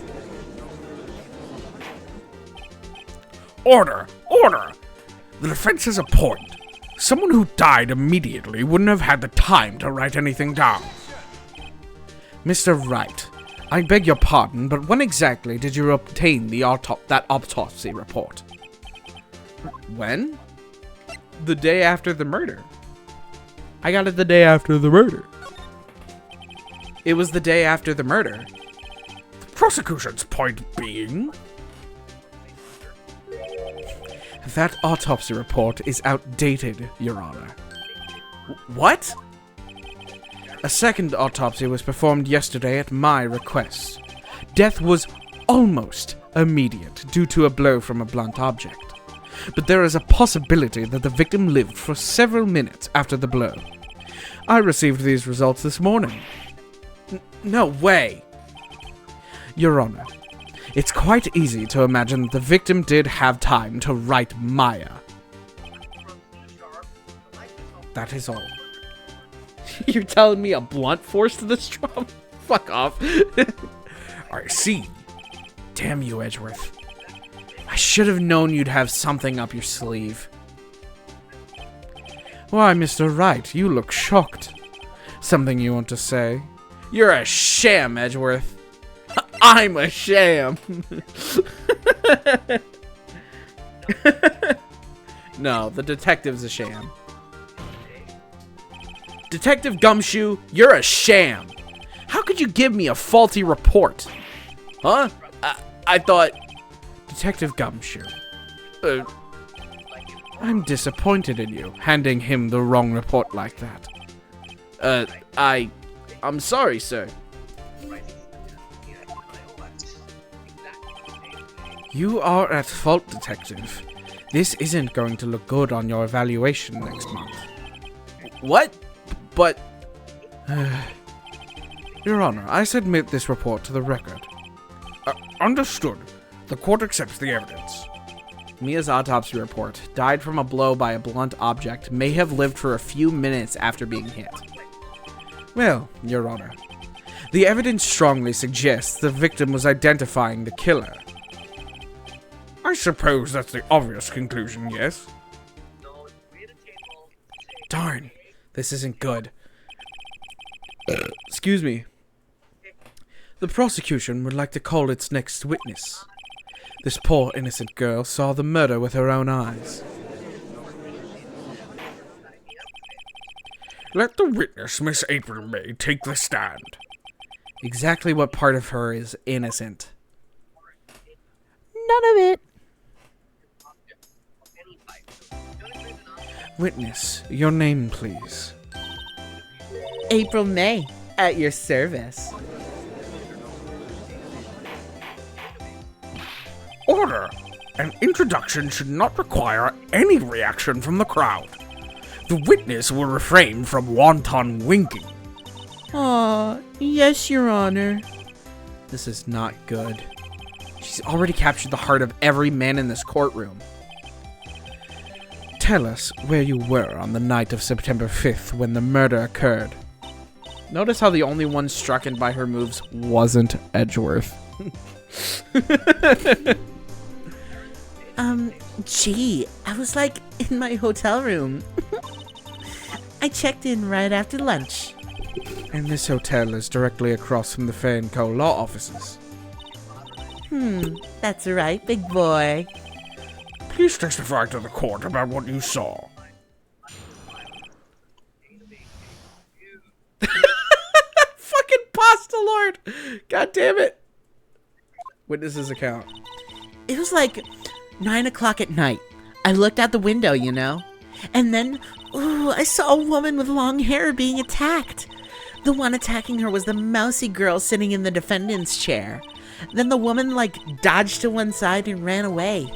But that girl, she caught up to her and she hit her. Then the woman with the long hair, she kinda slumped. The end. That's all I saw. Every little bitsy witsy. They did not need to animate the boob jiggle. But Well, they Your did, Honor. JJ. You know it got them views. It did. I see. It is remarkably solid testimony. I don't see a need to trouble the witness any... Wait, Your Honor. Yes, Mr. Wright? What about my cross-examination? I thought the witness's testimony just now was quite firm, didn't you? Damn bitch had 2 days and still didn't change out of her PJs. I don't think those are PJs. I think that's her outfit. Mr. Wright, I understand you were Miss Mia Fey's understudy, were you not? You must know her techniques well. Her Possible, cowardly that way of means you gotta buy the finding game, tiny and you faults can in watch it on perfectly replay. good testimonies. Hey, how dare you? Well, Mr. Wright, will you cross-examine the witness? Yes, I'm doing it. I'll gladly proceed with the cross-examination. It has coffee. If only because I have a feeling Edgeworth doesn't want me to. She has to have some weakness. Very well. You may begin your cross-examination. Apostle Lord! Witness's account. Here you go. Thank you. Miss Luna's staring at me. You wanna tell? Oh, sorry. How do you know she was the defendant? Huh? Well, you know, she had a girlish physique. Women know these things. Look, I just know, okay? There was only one person at the scene of the crime with a short, girlish figure. The testimony is bulletproof, Your Honor. He's right. Alright then, Hostile Lord. I don't know. You need to see that. He's right. He's right. I question the testimony. Hold on a minute. That testimony stinks. What? Miss May, I'm willing to bet that you're lying. Are you telling the truth? Did you really see the defendant? Mr. Wright, what's the meaning of this? Yes, what is the meaning? Somebody tell me because I'm clueless. About this, I mean. Okay. If you had really witnessed my client, Maya Fey, you would have noticed her clothes before noticing her physique. He's got you there. No one wears clothes like this on a daily basis except her. And I'm no expert on fashion, but her hairdo looks far from normal to me. However, the witness's testimony mentions neither of these things. The testimony is bogus. But Still, we don't know if she was dressed that way the night of the murder. She was, Your Honor. I saw her, and so did Detective Gumshoe. What do you say to that, Miss May? what are you trying to say, you mean lawyer? I saw what I saw. I just didn't think all the trifling little details were necessary, darling. Miss May, the court would like to remind you to please omit nothing in your testimony. I'm sorry, Your Honor. I'll be a good girl, I promise. Your testimony again, if you would. Damn, I almost had her.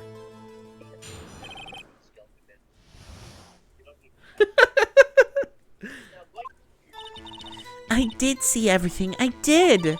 The victim, the woman, dodged the first attack and ran off to the right. Then the girl in the hippie clothes ran after her. And she hit her with that weapon. I saw it. I did. That clock. The kinda statue-y clock? The thinker, I think. Well, does the accuracy of my report not startle you? How did she know it was a clock? No one else knew it was a clock except me, Mia, and Maya. How'd you know it was a clock? Maybe it's because you had that wiretap in your drawer, you fucking bitch. She's trying to get dicked down by all the men in the room. It's true. I see. I only wish you had been so Including the detailed judge. from the beginning. Please begin the cross-examination. That judge is purely there for show. Yeah, for real.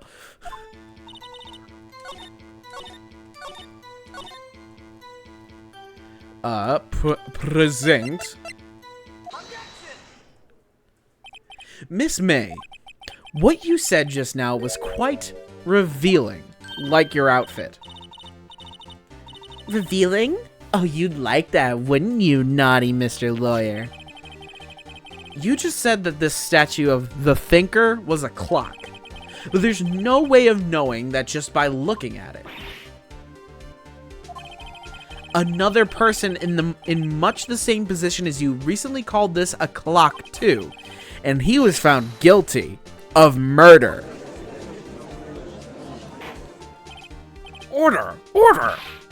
Miss May, can you explain how you know this was a clock? Ooh, The witness saw the murder with her own eyes. That's all that's important here. The defense is trying to confuse the issue with trivial concerns.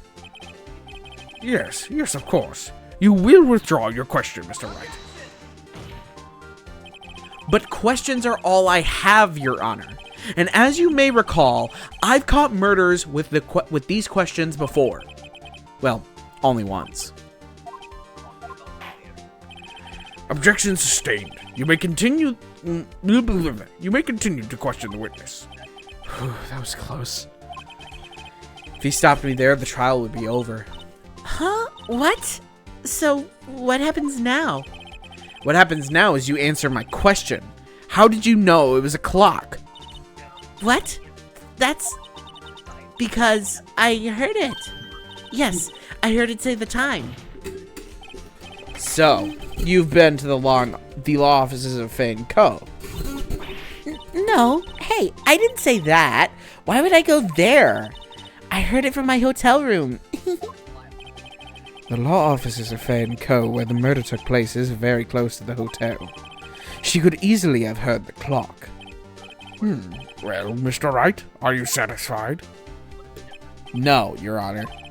I can't give up now. I'm not satisfied because it couldn't have rung. Oh, Pasta Lord, get off of YouTube. Your Honor, members of the court, it is inconceivable that the clock in question rang because it's broken. I mean, any of these. Technically, all of these are true. Because the Wait, what's the options? Hold on. empty, broken, and batteries are dead. All of these are technically true. Oh. I don't know, man. Empty. That clock is missing its clockwork. How could you possibly? Just take a look right now. Oh, See anything interesting, Your Honor? it is as the defense says. This clock is missing its clockwork. It's quite empty. Mr. Wright, would you care to explain to the court the meaning of this? It is as you can see. The clock was empty. It couldn't have rung. Therefore, this witness is a big, fat liar. Fat? Well, Miss May? Oh, fuck. God damn it. Did my fucking switch fall out of its place? Hold on, chat. God damn it. Can't have shit.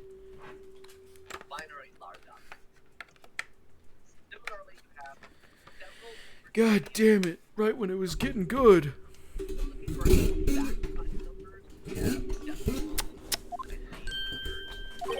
Quite a show you put on for us, Mr. Wright. He knew the clock was empty. Somehow he knew. I'm afraid you've forgotten one thing, however.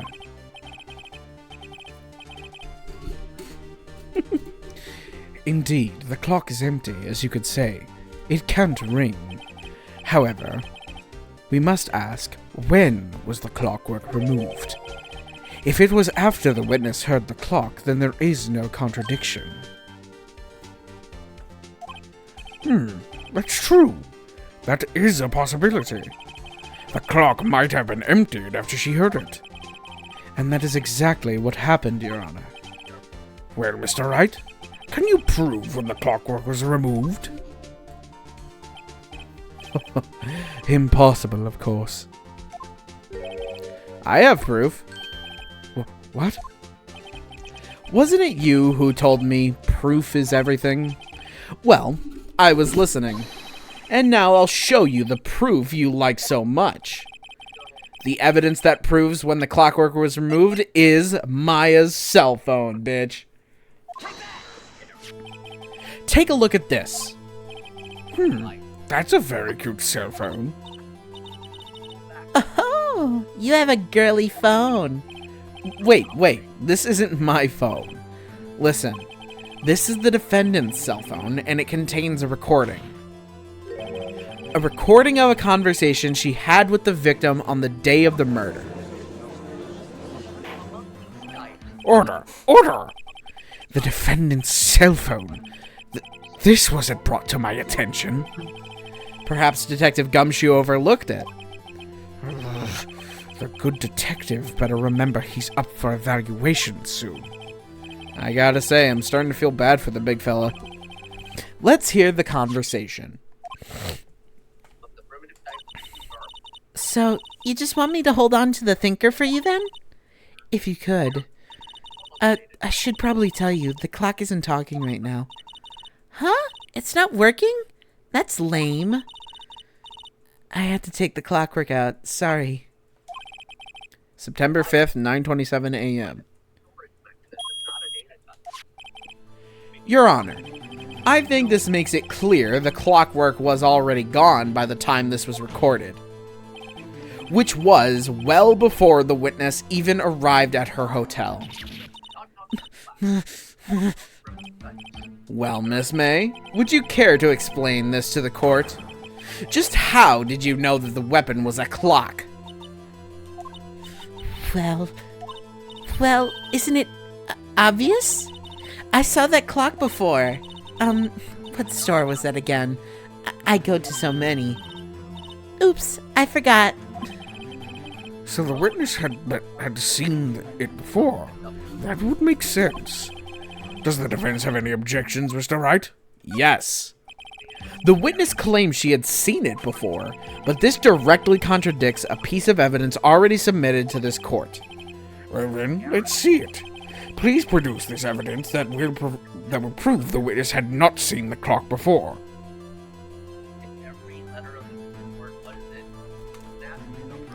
Bro, the girl that he was probably about to bang just got killed, and now he needs to find out who did it. God damn it. The thinker. It's simple. This clock was never in any store. Ever. What? A friend of mine made that clock. Only two exist in the world. And the one that isn't here is in police custody. Impossible. Everything is sold in stores. Miss May, I think it's high time you went shopping for a better excuse. Oh, excuse is not on sale today?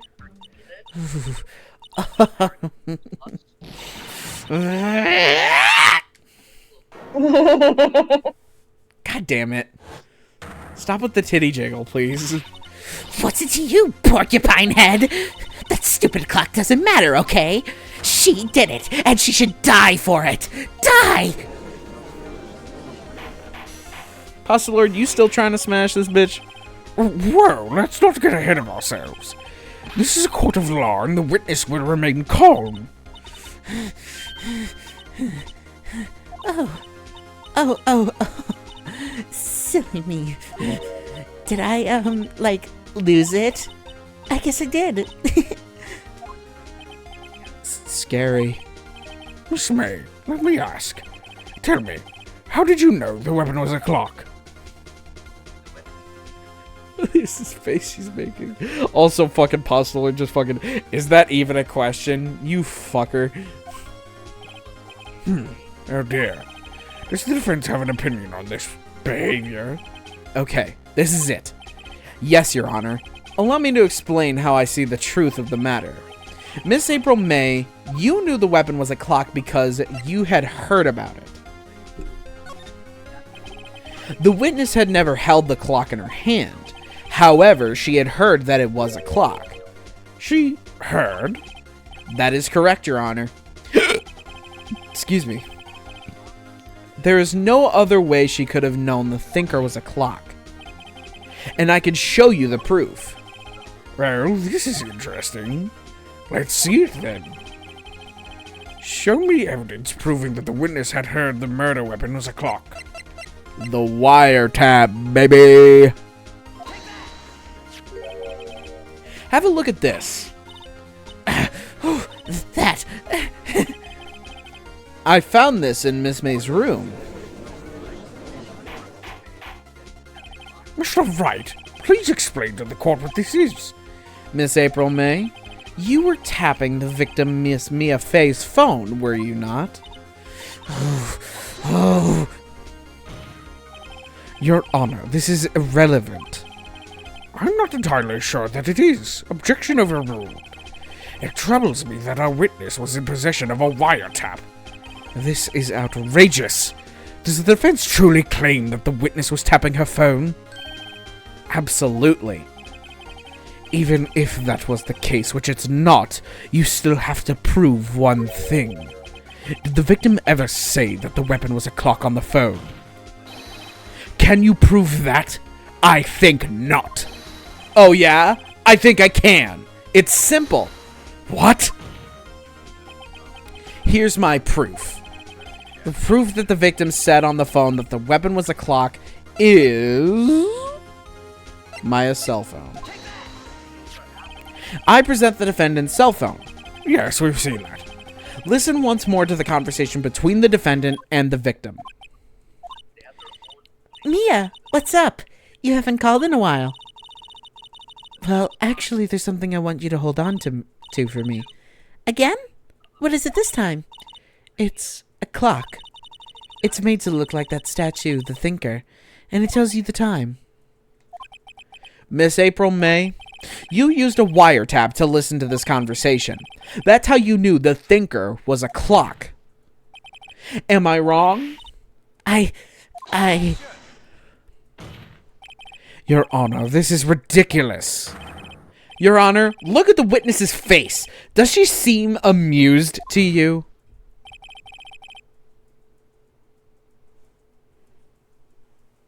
What should you go do in Tears of the Kingdom? I don't know anything about Tears of the Kingdom, so I couldn't tell you. The I want defense, to play, but I the can't. defense demands an answer. Witness, answer the question. Did you tap her phone? Miss May. Shut up, all of you! What gives you the right to talk to me like that? You lawyer!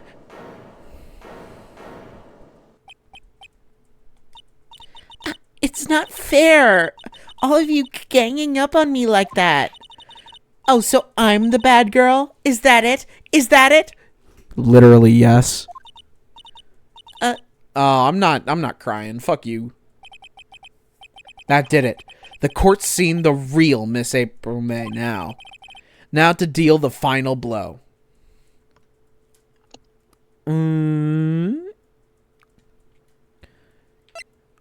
Why the wiretap? Why wiretap, huh? Why fucking wiretap? Why did you tap her phone? Answer the question. Answer the question. Do I have to? Isn't this a murder trial? Isn't tippity tapping irrelevant? Gosh, she's saying exactly what Edgeworth wants her to say. Miss May, you were tapping the victim's phone. I hardly call that irrelevant. Bitch, that's what you wanted. Not in that way, Pasta Lord. You silly goose. While this court does not condone the defense's tone of voice, he has a point. Well, Miss May, do you have an explanation for the court? Can you prove you had nothing to do with this murder, even though you tapped her phone? Ha! I'd like to see her pull that off. Mr. Lawyer, I saw that evil grin. You were probably thinking, I'd like to see her pull that off, weren't you? Damn, she's good. Well, you're not the first man who's thought that. And of course, I can. And will. You can't be serious. No way. Way, I say. Way. Oh, and I assure you, I'm serious, Mr. Lawyer. Okay, so the killing happened around 9 o'clock at night. Why, that's just when I was getting room service from that sweet bellboy. Room service? Iced coffee, I believe it was. Iced coffee, you know, like normal coffee, but cold. If you don't drink it quick, the ice melts, and then you have regular cold coffee. Ice coffee? Think I'm making this up? Ask the bellboy. Ergo, the witness was not at Ergo, the witness was not on the scene at the time of the murder. So, where does that leave us? It is my great displeasure to inform you that the witness appears to have been tapping the victim's cell phone. However, this is a separate crime with no bearing on the current case whatsoever. Her testimony stands. She saw the defendant, Maya Fey, commit murder. No, they're going to let her just walk away. There's no way I can win this unless I tie Miss May to the murder somehow. Well, does the defense have anything to say? Well, come on, think of something. Call the bellboy as a witness. The defense would like to call the hotel bellboy as a witness. There's something suspicious here, and I'm going to get to the bottom of it. I think you've sunken quite low enough already. I object to calling the bellboy. Why? What's your reason? Because I hold that wiretapping had nothing to do with the killing. However, if you agree to one condition, I'll consent to calling this witness. Condition? If Miss April May's alibi is not called into question after you examine the bellboy, then you will recognize that Miss April May was not the killer, thus she is innocent. And thereby you must also accept the verdict of guilty for Miss Maya Fey. That is my condition. What? I'd better find something suspicious in that bellboy's testimony. Otherwise, Maya will be declared guilty on the spot. What should I do? I think you should accept the condition. Alright, I've got nothing to lose. Except for, well, everything. Understood. I accept your condition. Fool. You fell right into my trap. Uh-oh. Wait. Very well. The court calls the hotel bellboy to the stand. I believe we're ready for the witness to testify. He certainly does look like a bellboy. Yes, sir. I received your summons in the middle of work, sir. I'm happy to be of service. That tea set looks rather heavy, so without further ado, the witness may begin his testimony. Very good, sir. Miss May's room service. I am the head bellboy at the fine Gatewater Hotel, in business for 4 generations. I believe I received a call at 8 o'clock in the evening from our guest, Miss May. She asked for an iced coffees to be brought to her at 9 o'clock on the dot, sir. Jesus, this guy. Emily, look at how this bellboy's looking at Miss May, bro. That's crazy. 1 second. It's... Oh, I see. This how Pasta Lord be looking at May mad disrespectfully. I brought it to her at precisely the requested time, of course. And I delivered the iced coffee to our guest, Miss May herself. What'd you say? I'm doing coding assignments. Ew. Why are you playing games? I see. The defense may begin its cross-examination. Right. I'm ready. I hope. He said he got the call from Miss May at 8 o'clock, but he got there at 9 o'clock, which is what she said. This is it. If I can't prove Miss May was involved with the murders now, Maya will be finished. Or I think so.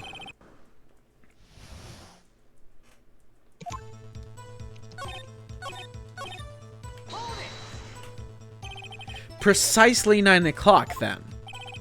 Precisely, exactly, and most definitely, sir. 9 o'clock p.m. How can you be so sure? Miss May was quite insistent that it be brought then. Oh, bellboy, tee-hee, I'd like, iced coffee at exactly 9 o'clock. Something like that, sir. Therefore, I knocked on her door at the crack of 9 o'clock, sir. Why would she be so particular about the time?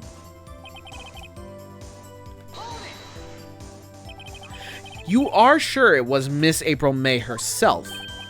Absolutely, sir. Absolutely? Yes, sir. As in, so very absolutely, sir.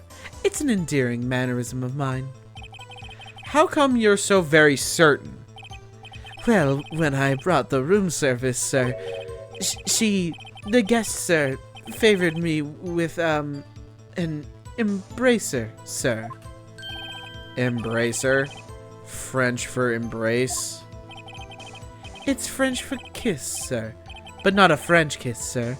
More of a peck on the cheek. Why would she have done that? I believe perhaps she was momentarily swayed by my prime demeanor, sir. Or prim demeanor, sir.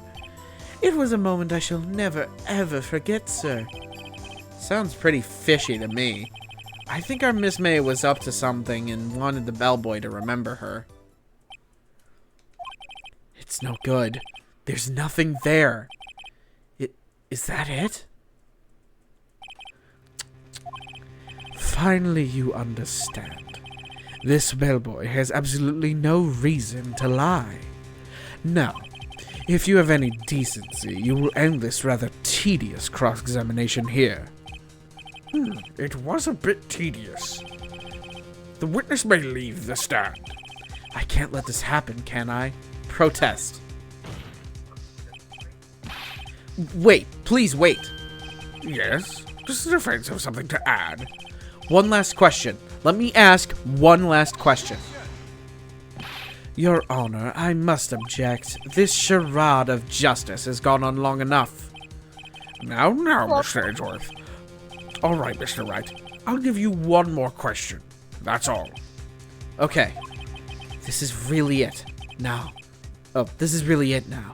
This is my last chance. What do I ask him about?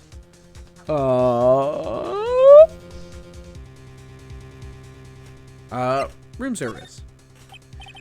Tell me again about, room service. Again, sir? At exactly 9 o'clock, I delivered room service to Miss May in room 303. The guest had requested iced coffee. $18 was the charge, as I recall. I see. $18? Doesn't that seem a bit expensive? Yes, well, iced coffee for two, you know. And we don't skimp on the ice, sir. What did he say? What did you say? Rather quite. Bellboy, tell us the truth, now. Was someone else staying in Miss May's room? I object. That was objectionable. Objection overruled. The witness will answer the question. Yes, I see. Why did you not mention this in your testimony? Well, sir, you didn't ask. Nice try. That's the sort of thing you're normally supposed to mention. Yes, quite. Indeed.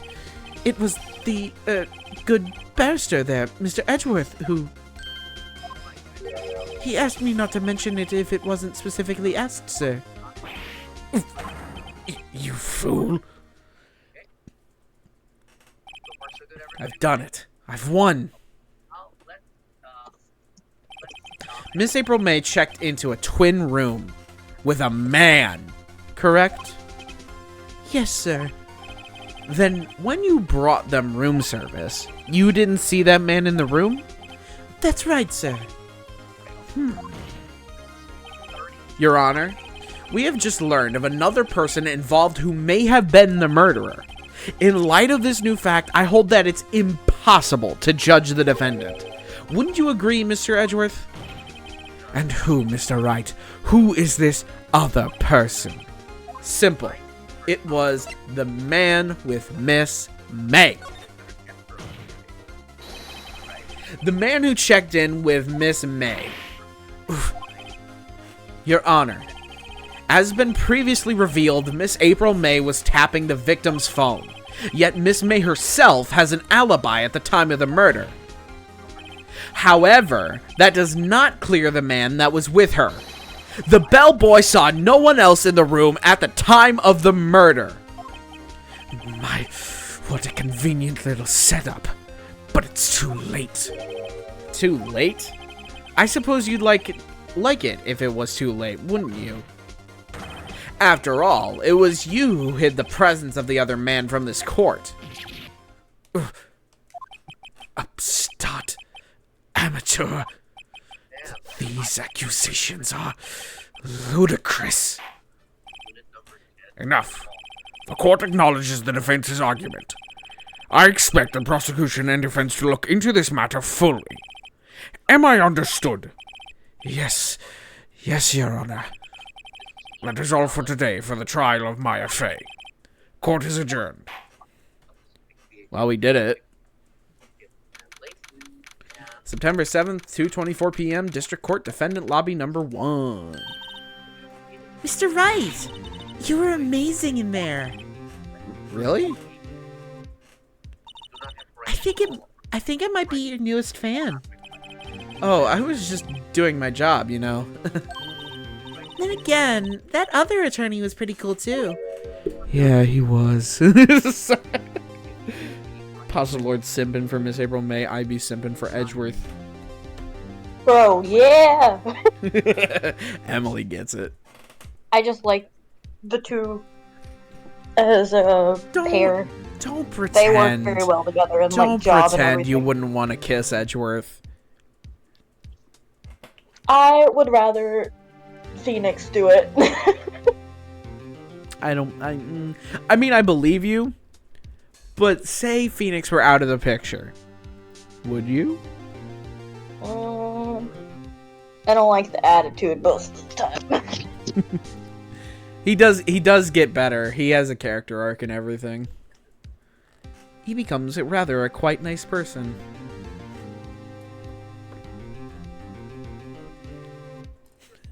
Sir, Maya is 16! Puzzle Lord! I can't judge because it's not outwardly stated, but she's like 16. Or no, she's 17. My fault. My fault, gang. Huh? That face of his, with his eyes wide and trembling lips, it sent shivers up my spine. If you say so. So what happens with me? Do I get to go home now? Then I'll wait 2 years, sir.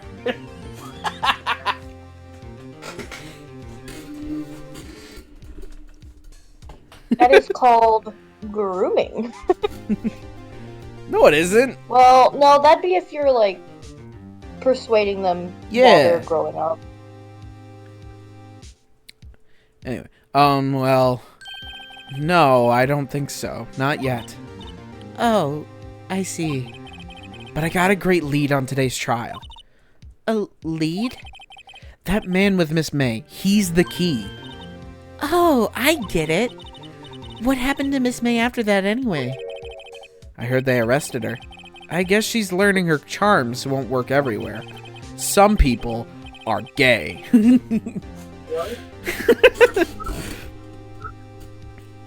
They're alright. She's probably at the detention center now. I may have to go down there later. Anyway, this case is far from closed. Yes, sir. I'm gonna find out more about this man. Do you think he was the one who... Maybe so. Sis. Don't worry. I'll find him by tomorrow, I promise. I'm counting on you. I asked for a full record of April May's testimony. I thought it might come in handy during the trial tomorrow, but now that I have it, I'm not so sure. Most of her testimony was all lies. In fact, there's only one part that hasn't been stricken from the record. May testimony. The victim dodged an attack, then ran to the right, but she was caught and struck. I don't know how much good this will do me at all now. Anyway, time to hit the pavement and do some investigating. Maya doesn't belong in that detention center, and it's up to me to set her free. Plot twist. Mia survived and just faked death to evade taxes. I wish that were true, Pasta Lord.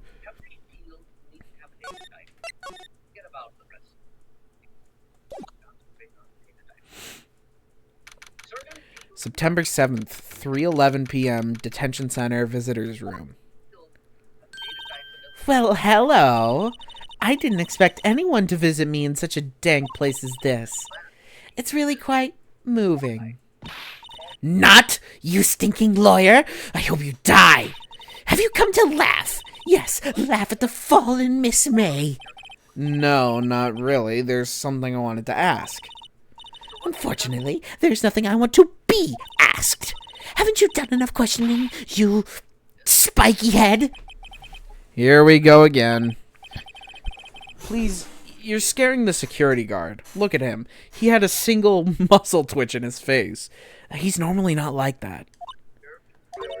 So, what is it you wish to ask of me then, For starters, how did you get to be so totally whacked?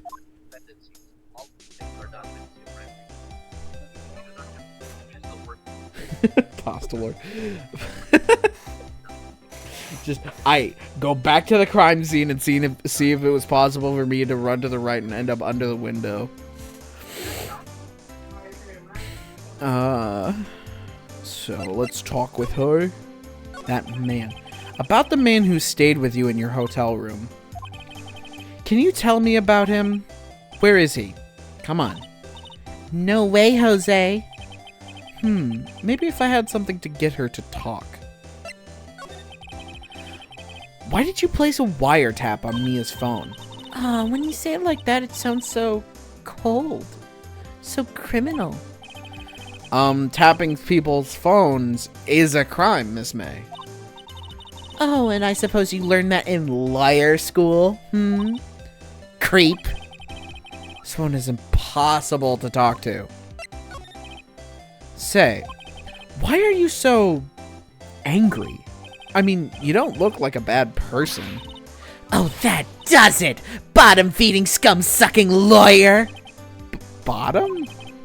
You're a bottom, Phoenix. Let's be real here. I can't tell. Does she have a thing against lawyers or just against me? She was only trying to get in some drama.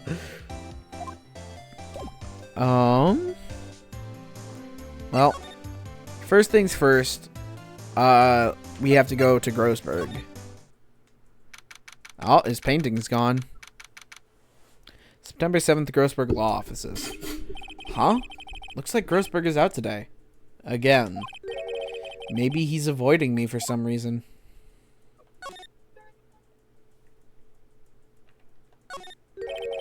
What's this? Old photos. There are two lying here. Something's been written on pencil on the backs. DL6 Incident Exhibit A. DL6 Incident Exhibit B. Let's take a look at these. I'm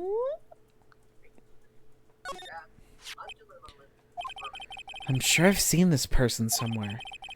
Perhaps I'll borrow this photo. I'm sure no one will miss just one little photo. And it might be a valuable clue. I'll take it for now.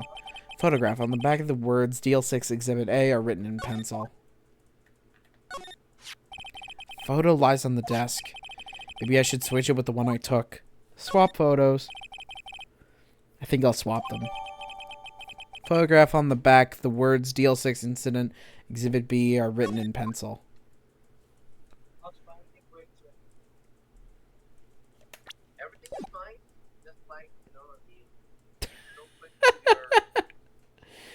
That's the killer. Now back to the Gaywater Hotel, baby. The Gaywater Hotel.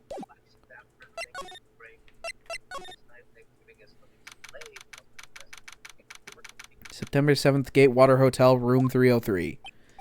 Ah, welcome, sir.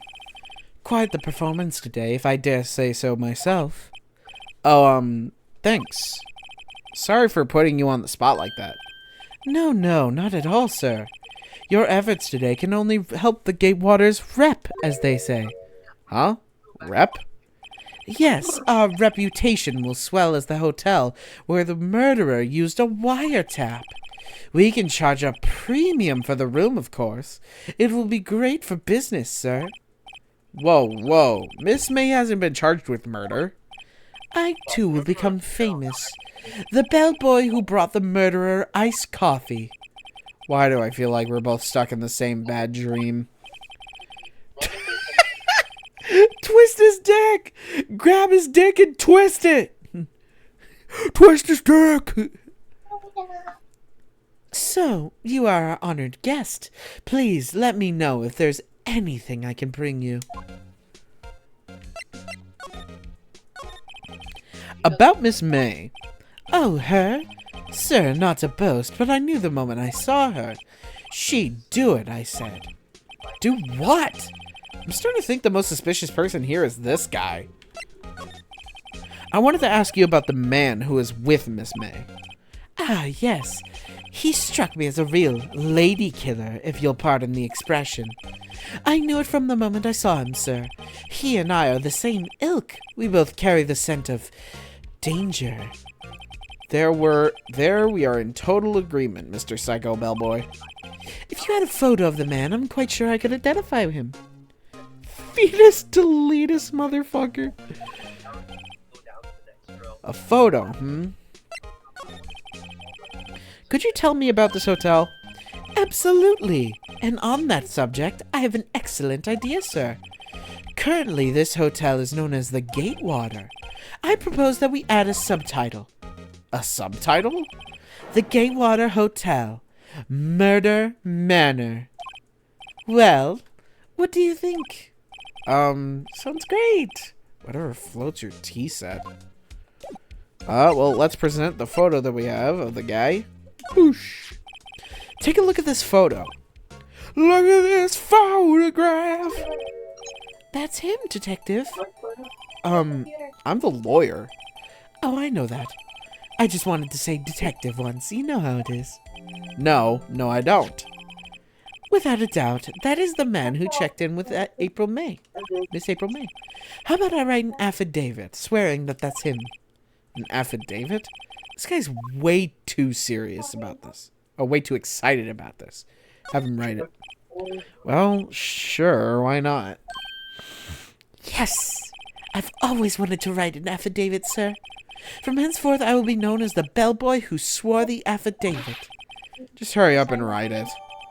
Bellboy's affidavit describes the man who stayed with Miss May at the hotel on the night of the murder. Not even Miss May can play dumb to this.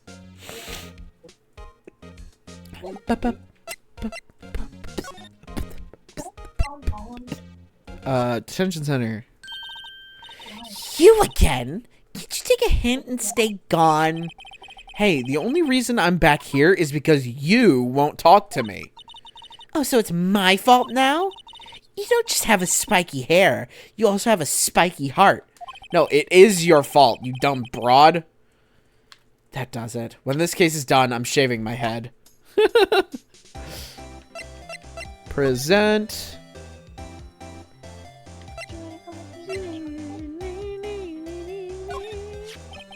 Have a look at this. Look, I've said several times, I'm not telling you. Where did you... Aha! A reaction. This is him, isn't it? What? Who? When? Why? Phoenix Wright? What is Braun about? It is him. This is the man who stayed in your hotel room the night of the murder. No, No, that's not right.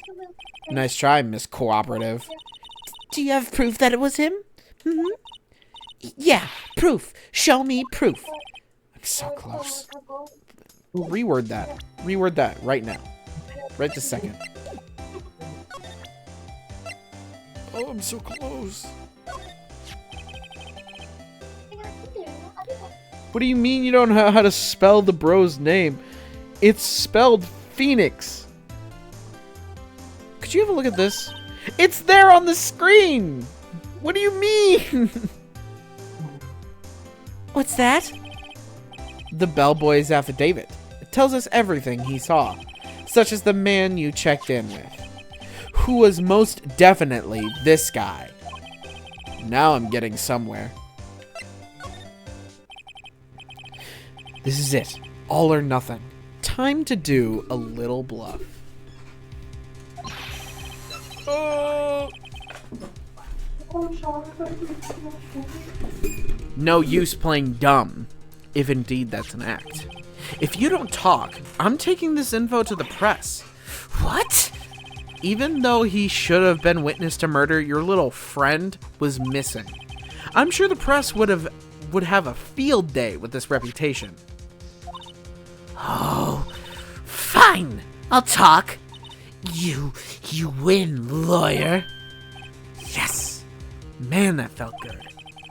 It's great to be alive. Why are you pumping your fists in the air? Now, tell me about the man you were with.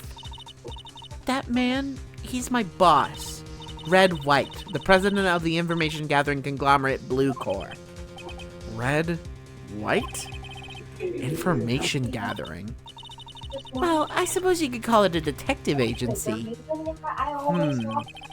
So, this is the man that was with you the night of the murder? Sitting across the handle because he didn't accept the door was locked. I'm scared to talk. I don't want to end up like her. Every time. It's okay. I'll just ask Mr. White himself. Can you tell me where Blue Corps is located? Why would you death grip it and try to force it open? Mr. Red White at last. Finally, a lead on this That is why guy. I locked the door. If April May couldn't have done it, that leaves him. Time to take action. I mean, look at this guy. He looks like a murderer. What guy? Red White. Yeah. Bellboy's affidavit discarded.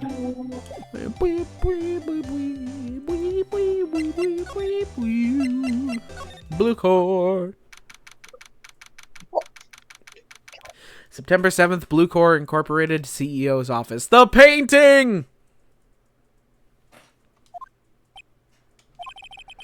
What's with the surreal decor? Oh, I was talking about Welcome. No. person that lives here who doesn't accept that the bathroom is locked and death grips the doorknob and tries to open it while someone's in there. Mostly me. I just read Pasta Lord's message. Emmy, who we death gripping. It's Ian. The reason why I'm in a habit of locking the bathroom door every time I go in there, even if I'm not using the bathroom, that's why. Mm-hmm. Bro don't knock. He doesn't accept locked door and tries to come in anyways. Stupid dumb idiot.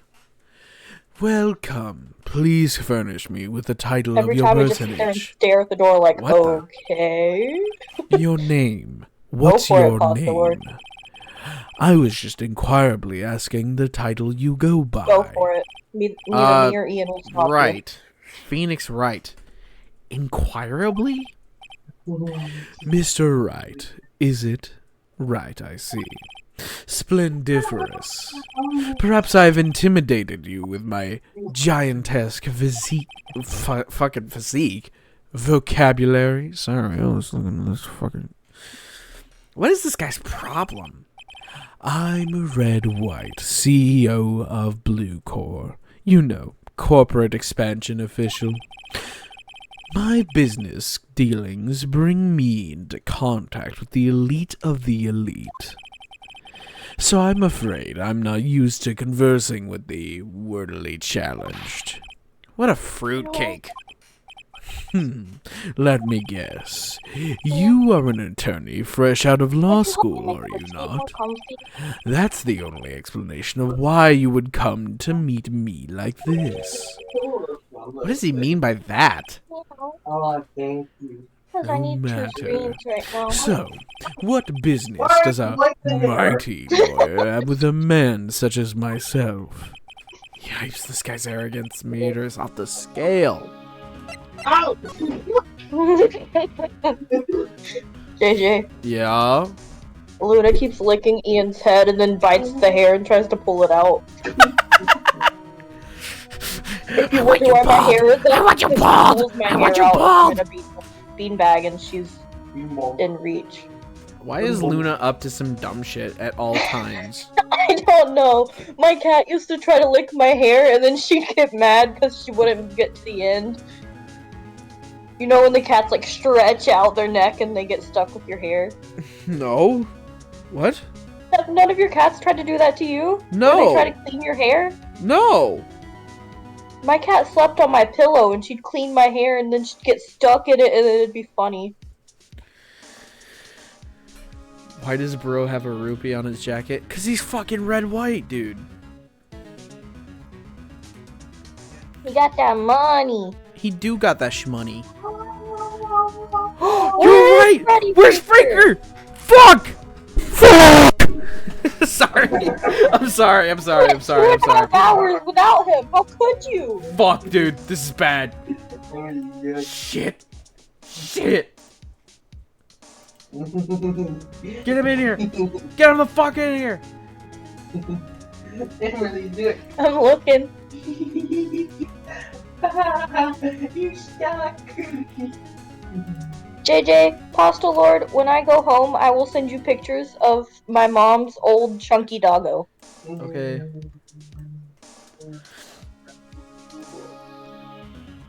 There you go. There we go. He's like a sausage. Freaker's right there. He's Oh, here. you made him. He made it.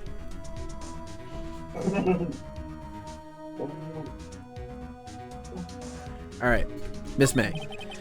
Miss May is an employee of Blue Corps, is she not? Correct. She was my secretariat. What a shock it was to hear what she has done. What she has done? You mean the wiretap? Indeed. She is paid to answer phones. Not tapping them is not in her job description. She does gather information for us as part of her duties. But I assure you, we do not condone illegal methods. It is ineffable that she would do this.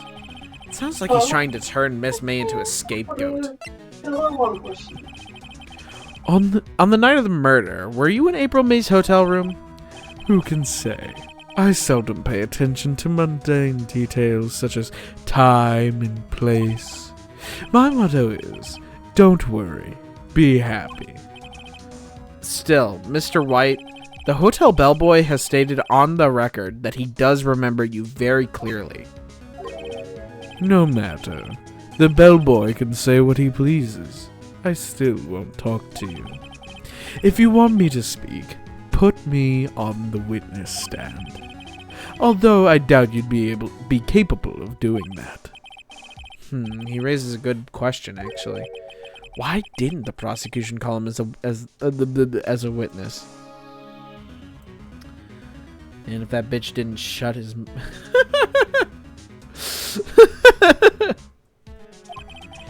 He should have seen the same thing as April May. The police, the courts. To me, they are mere toys, playthings for my Ian amusement. just stuck his foot in my coffee. I did not think you were going to say coffee. He didn't do it on purpose, but he stuck his foot in my coffee. I'm a 1v1 him. He loses this fight every time. What kind of company is Blue Corps anyway? Ah, excellent question. We buy and sell various kinds of information. We are a company of the future. You might say we are the future. Sell information? In just 10 years, I've built this business up into the grand office you see now. In case you were wondering, Bluecore was named after the color blue. I, Red White of Bluecore, as founder and CEO, named it so. And why, you ask? Because I like the color blue, of course. Fantabulistic, is it not? I want to stab this guy in the throat. There's something that's been bothering me. Yes? What might that be? That big painting on the wall over there. When did you get it? Or I've seen it before. You know, I've actually seen that painting before. Oh? Just yesterday, actually. Your point being? My point is simple. Rather, my question is simple. Why is that painting hanging on your wall? Mr. Wrong, was it? Right. It appears you do not fully grasp your position here. I ask again, who are you? Huh? A lawyer. No, my feeble friend. A mere lawyer. Worth nothing. Zilch. Zippo. Nada. Just like that sorry excuse for an attorney Grodyberger. What?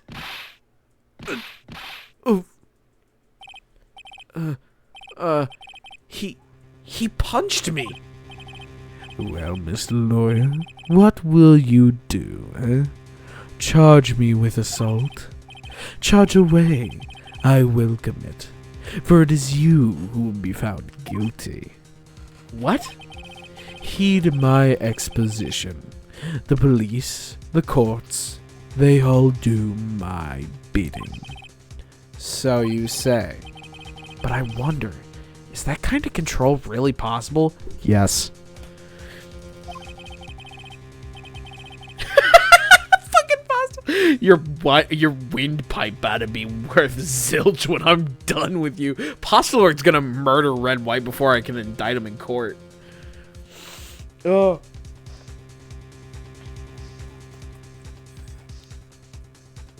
Oh. I don't expect you to understand. It is a world begun beyond your compensation. You came here from Grodyberger's, I presume. Mr. Grossberg's? Yes. Then you must ask him, why is it that his painting of his hangs here? Perhaps then he will tell you. Perhaps he will explain how a man can live life purely for personal profit. Go now. Skedaddle. There is nothing more to discuss. Well, I'm getting out of here before this dude fucking kills me.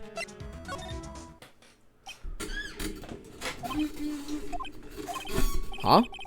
I don't think he's noticed me standing here. Maybe I should clear my throat. Ahem! Jumping Jehoshaphat! Oh, you. What's wrong? You look so pensive, like an old man at the end of his days. I'm not senile yet. I was just thinking about this whole mess. Something's really bothering him. That much is clear. Can't kill you if I kill him first. Postulor's gonna jump into the game and kill Mr. White himself. Alright, today's trial. So you came to see the trial? Yes, I did. Something was bothering me all last night. You see, Something was bothering me all last night, you see. Couldn't get a wink of sleep. Really? What was that? Well, you see, it's just me and sister, that poor girl. My boy, I owe you my thanks, truly. I don't know what I would have done if things had gone poorly for the girl.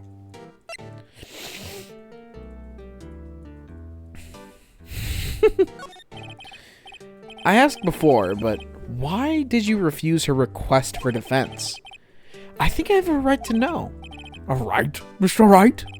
No, I'm sorry. It's just, I need more time to think about it, my boy. He does seem troubled about something. I'm starting to have a feeling I know what it is. So, I paid Blue Corps a visit. Oh, I see. Mr. Grossberg, I have to admit, something has been bothering me. Oh, what is it? Well, out with it, my boy. You see, it's just that big painting. Fuck. Beep, beep, beep. Mr. Grossberg, sir, there was a giant painting hanging right there the other day, was there not? The one you said you had no intention of parting with? Well, I saw it today. I was in the CEO's office at Blue Corps, Red White's office. So, you noticed. I suppose I should have guessed you would. It is a large painting. Mr. Grossberg, I know you and Mr. White are connected somehow. Connected, you say? Yes, and I know what it is. He's blackmailing you. Mr. White has something on you, doesn't he? Blackmail? I think that painting is fairly gaudy proof. Very well. This may be the chance I've been waiting for. Maybe it's time to get this off my chest so I can finally rest easy again. After all, you were Mia's understudy. Perhaps it was fate. What's he talking about? Red White is a man who makes his living through intimidation. Blue Corps is a company that excels in finding people's weaknesses, I'm afraid. I've been paying them for 15 years now. 15 years? All because of the DL6 incident, as you may have guessed. The name on the back of those photographs. As you suspected, I could not stand the defense of Maya because of this. White would have destroyed me if I did. So that's the connection. It is hard for me to tell you this, my boy, but arresting Red White will be nigh impossible. Nigh on impossible. Impossible? Why? He has information on everyone. It gives him an iron grip. He owns judges, attorneys, prosecutors, police, and politicians. What? They are bound, unable to do harm to themselves and therefore to him. Don't look at me like that. What you see is nothing more than the weight of many years. And the weight of many hamburgers. What is the DL6 incident? DL6 is nothing more than the sorting code the police gave the case. It was 15 years ago now. I received a request from a medium, a spirit medium. A medium? Her name was Misty Fay. Faye. Indeed, she was Mia's mother. She had been investigating a murder at the bequest of the police, and she failed. As a result, the police called her a fraud. This is what Maya was talking about the other day. I did all I could for her, and in the end, cleared her of wrongdoing. The murder case, however, remains unsolved to this day. That case is the DL6 incident. But why were you blackmailed over this, Mr. Grossberg? The DL6 incident was top secret at the time. It made sense. The police didn't want people to know they were using a medium. They couldn't let people know. But one person found out. I told him. You told White? He offered me riches. It is an embarrassment to me now. Because I talked, the police were mocked far and wide. In secret, they began looking for the one who sold them out. Of course, White heard about it, and he came to me. Only this time, the offer was blackmail. I see. White controls the law of this country as he sees fit. Yet if you would still challenge him, have a closer look at Mia's office. Mia's office? She followed his every move for years. She may have recorded something of what she found. Well,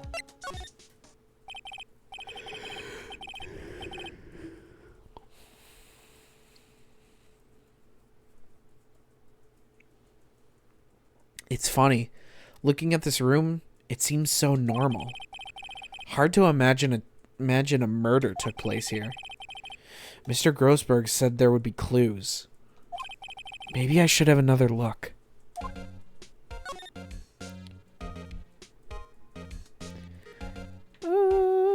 This way. This way, not that way. Oh, maybe...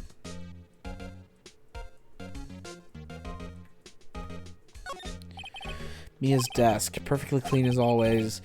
The only thing it's missing is Mia. Oh, well, that's all you had to say, you fucker? No! Examine those! All the cases the chief ever worked on are filed here. They're in alphabetical order. Let's take a look. Which file should I look at? A through I, dumbass!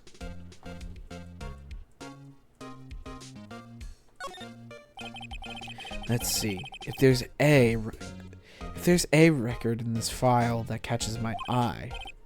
A, B, F. Misty Faye. That's me and Maya's mother. Should I take a look? Read it. I have tarnished the Faye name, leaving only these words. My mother vanished. I was determined to find the ones who had my mother blame herself in this way. Using the power that runs in my family, I held an audience with the dead. Finally, the names of two men surfaced. One was Marvin Grossberg, a lawyer who sold my mother's information for riches. The other was the man who sold the information to the press. This parasite who makes his fortune on threats and coercion. His name is... the record stops there. So Mia knew Grossberg.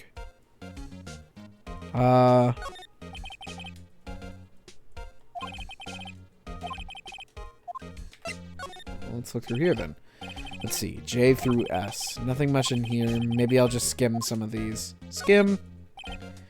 Well, no harm in flipping through a bit, I guess.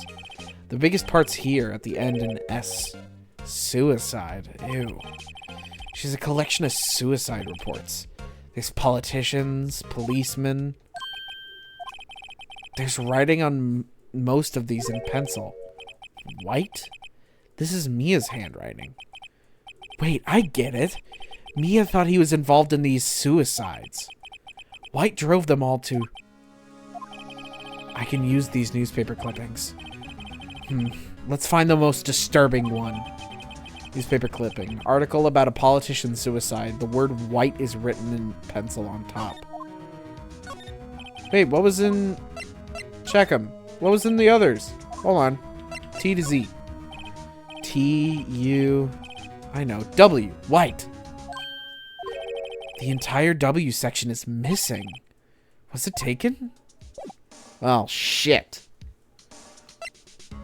Alright, we're about to do something real stupid. But we have to, so... Well, aren't you persistent? Sorry, but there's something I have to ask you. Mr. Lawyer, I really hate having to repeat myself, but it seems the message has not yet penetrated your thick skull. Stop bothering me.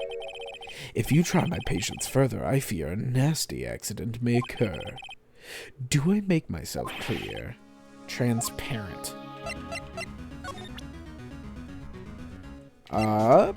Present the newspaper clipping. Again, I don't know why Wright does this. This isn't the last time he does something stupid like this, too. This is the only clue that Mia left me. I'd better make this one count. Mr. White, see this? It's an article describing the suicide of a politician. He was embezzling secret government funds. Then, one day, word got leaked to the press.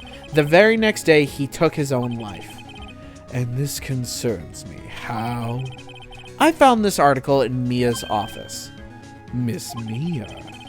She had a file filled with articles like this. Every one of them was labeled with a single word. White. Mr. White, I know what you did to this politician. You blackmailed him. You were blackmailing him. Blackmail? Not just him either. You were threatening and coercing hundreds of others. You were involved in all of the suicide cases that Mia investigated. This company is built on blackmail. I'm right, aren't I? What a bizarre accusation, Mr. Wrong. What is it that you should be doing now? Investigating me? No, I think not. You should be searching for the one who killed Miss Mia. Secretary's office. Hello? Mr. Wrong will be leaving now. Yes, sir. I'll send someone right away. Wait a second, Mr. White. You're wrong? You're wrong, Mr. White. Excuse me? What I should be doing now is going after you.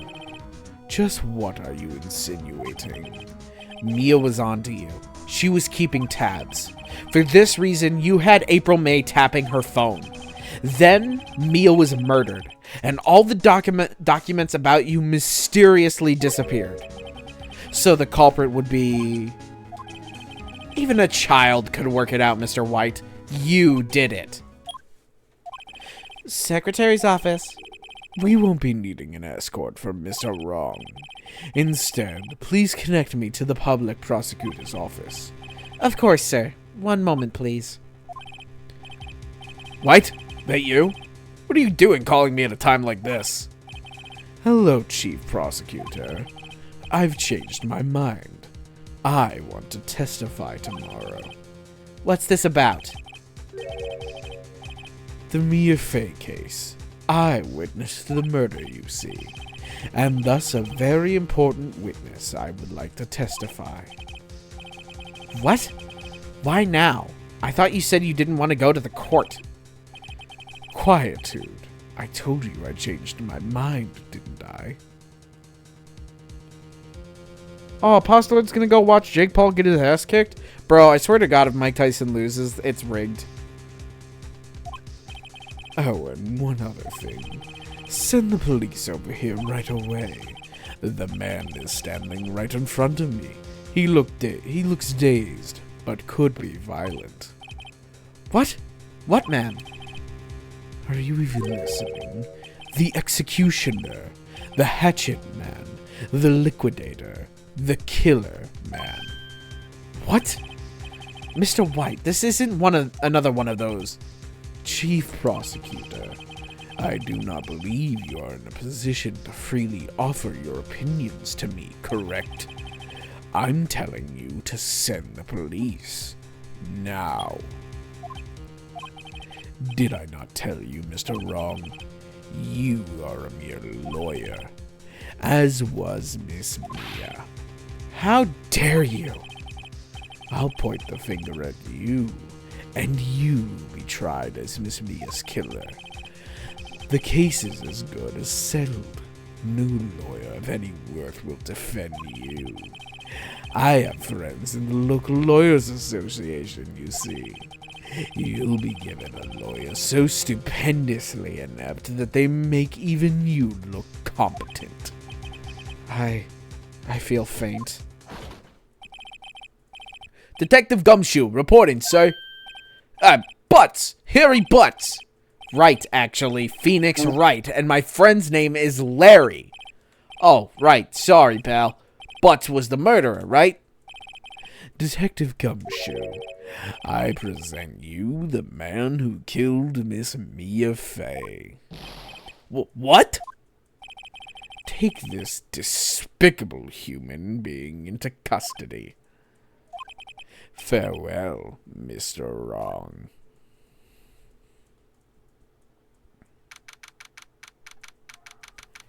September 8th, 3:37 p.m., Detention Center, Visitors Room. I can't believe it's only been a day since the first trial. My trial begins tomorrow. White's going to set a trap for me, and the prosecution will be in on it, of course, Edgeworth included. An attorney was assigned to me by the state yesterday. I refused. I had an idea. Right. Mr. Wright. Oh, Maya. Great, they let you out of detention. Just now, yes. It's all thanks to you. Now I'm afraid we've switched places. What? You mean you? I explained what had happened to Maya. I don't believe it. How many people does that man need to destroy before he's satisfied? My mother, my sister, and now you. This has gone too far. Mr. Wright, please tell me, is there anything I can do? Well, Defend me in court. help me break me out of here. Cheer me on in court.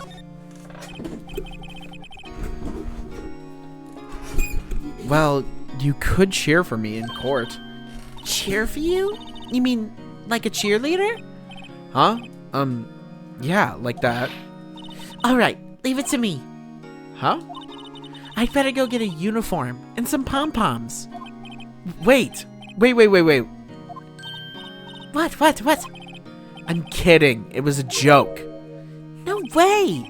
No, really. I was kidding. But thanks. It's good to know you're on my side. And there really isn't anything you could do for me anyway.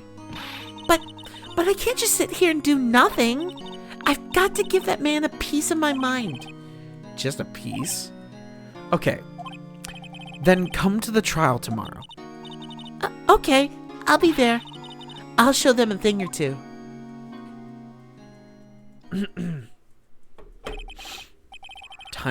Times may change, yet with crime it's the same old story.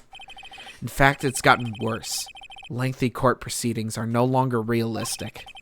Beginning a few years ago, a limit of 3 days was put on initial court trials. Almost all finish in a day, most with a guilty verdict. I never thought I would end up in the defendant's chair myself for this case. With the true culprit appearing as the star witness. This is it. Tomorrow, it's me or him.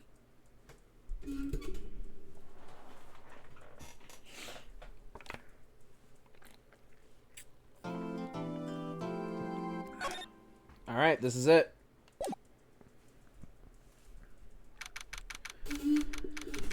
September 9th, 9:52 a.m. District Court, Defendant Lobby number 1. Number 1. Well, I guess this is it. Yeah. One way or another, this case gets decided today. Phoenix, look! Edgeworth! Prosecutor Edgeworth. I received a call from the Chief Prosecutor's office yesterday. I was told that whatever Mr. White says today, it will be the absolute truth. No matter how you try to attack his testimony, if I raise an objection, I have it on good faith that the judge will listen to me. What does White have the judge? What? Does White have the judge in his pocket too? So you're saying I'm going to be guilty. End of story. I will do anything to get my verdict, Mr. Wright. Anything. Why? Why? How can you torment an innocent person like this? Innocent. How can we know that? The guilty will always lie to avoid being found out. There's no way to tell who is guilty and who is innocent. All that I can hope to do is get every defendant declared guilty. So I make that my policy. Edgeworth, you've changed. Phoenix, you know him? Don't expect any special treatment, Phoenix Wright. Excuse me. Phoenix. Well, court will be starting soon. What? But wait. Your defense attorney isn't even here yet. They're not... I'll be defending myself. What? Okay, let's do this. September 9th, 10 o'clock a.m., District Court, courtroom number 1. Court is now in session for the trial of Mr. Phoenix Wright. The prosecution is ready, Your Honor. The defense is ready, Your Honor. Mr. Wright, are you sure you're up to doing this? Yes, Your Honor. I will be defending myself. Understood. Very well, Mr. Edgeworth. Your opening statement, please. As the details of the event are already quite clear to the court, today we will hear the testimony of a witness to the defendant's crime. I see. The prosecution may call its witness. That went far too smoothly. Why didn't the judge ask Edgeworth why his witness didn't testify before? It's like he already knows why. If anyone's going to raise an objection about this, I suppose it's me. I guess we can raise an objection. Mr. Edgeworth, you owe me an explanation to the court. You owe an explanation to the court. Why didn't this witness testify in the trial against Miss Maya Fey? I'm ever so sorry. Mr. White is a busy man, and besides, at the time, I thought that Miss May's opinion was all that would be needed. Again, my sincerest apologies to the court. Excellent, Mr. Edgeworth. I appreciate your demeanor. Great. He gets to show off and I get nowhere. I would like to call Mr. Red White to the stand.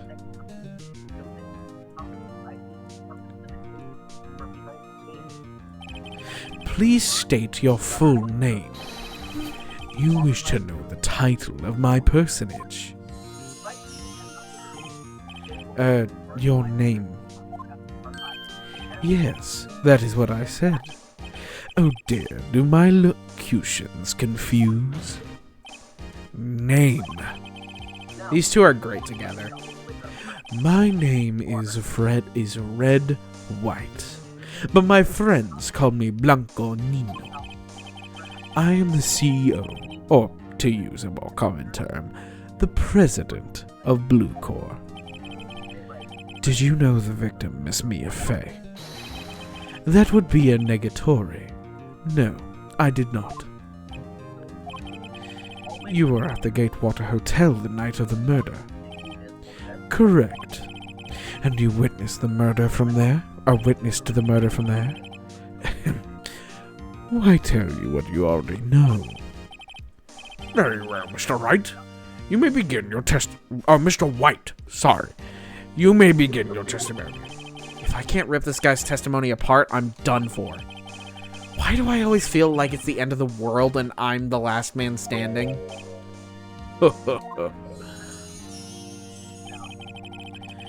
I hope you have made peace with God, Mr. Lawyer. Let him have it, Phoenix. Witness's account. Let's see. It was about 9 o'clock, I believe. I was quietly reading to you, some papers by the window. Then I heard a bedlam coming from outside. Surprised, I turned to look at the building across the way. It was then I saw him, a spiky-haired man attacking a woman with long hair. Needless to say, that man was none other than you, Mr. Lawyer. I called Miss May over at once. She, too, was flabbergasted, of course. The victim, she ran away, but you gave chase. Finally, there was a terrible impaction. Then, it was all over. If things occurred as you testified, then I'm afraid the defendant is guilty. Very well, defendant. Mr. Wright. Your cross-examination. Yes, Your Honor.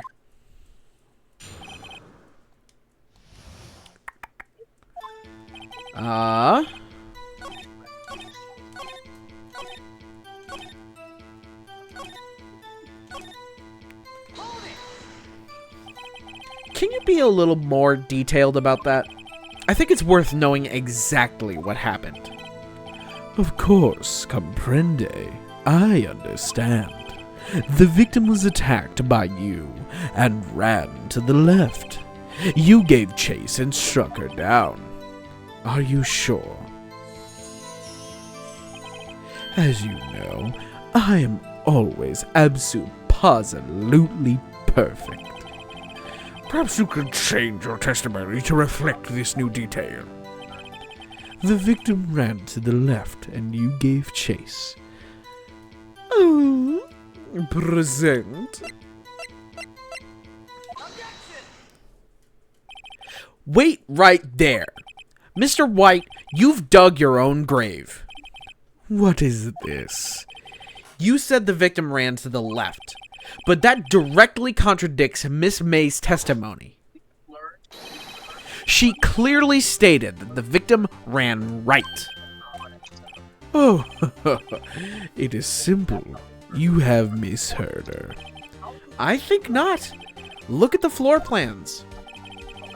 The killer was here, and the victim here. If the victim ran to the left, as you claim she did, she would have been running directly away from the door. She would have been running into a dead end. Don't you find that odd? Very strange. I did see her run to the left. I did. Phoenix, look at his face. I don't think he's lying about this one. True. Maybe he really did see the victim run left. So he did witness the killing. Wait a second. Mr. Wright? Yes, Your Honor. Miss May says right, and Mr. White says left. Can you explain this contradiction to the court? Both are right.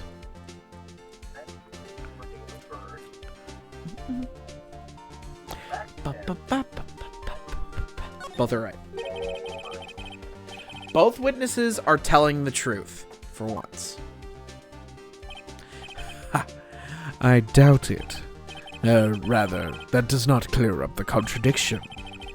There is one scenario that would explain their conflicting accounts. What? Obviously, the witness was not viewing the crime from the hotel. Mr. Wright, what do you mean? Yes, what do you mean? He was not viewing the crime from the hotel? If he was not in the hotel, where could he have been? In the law offices of Fay & Co., of course.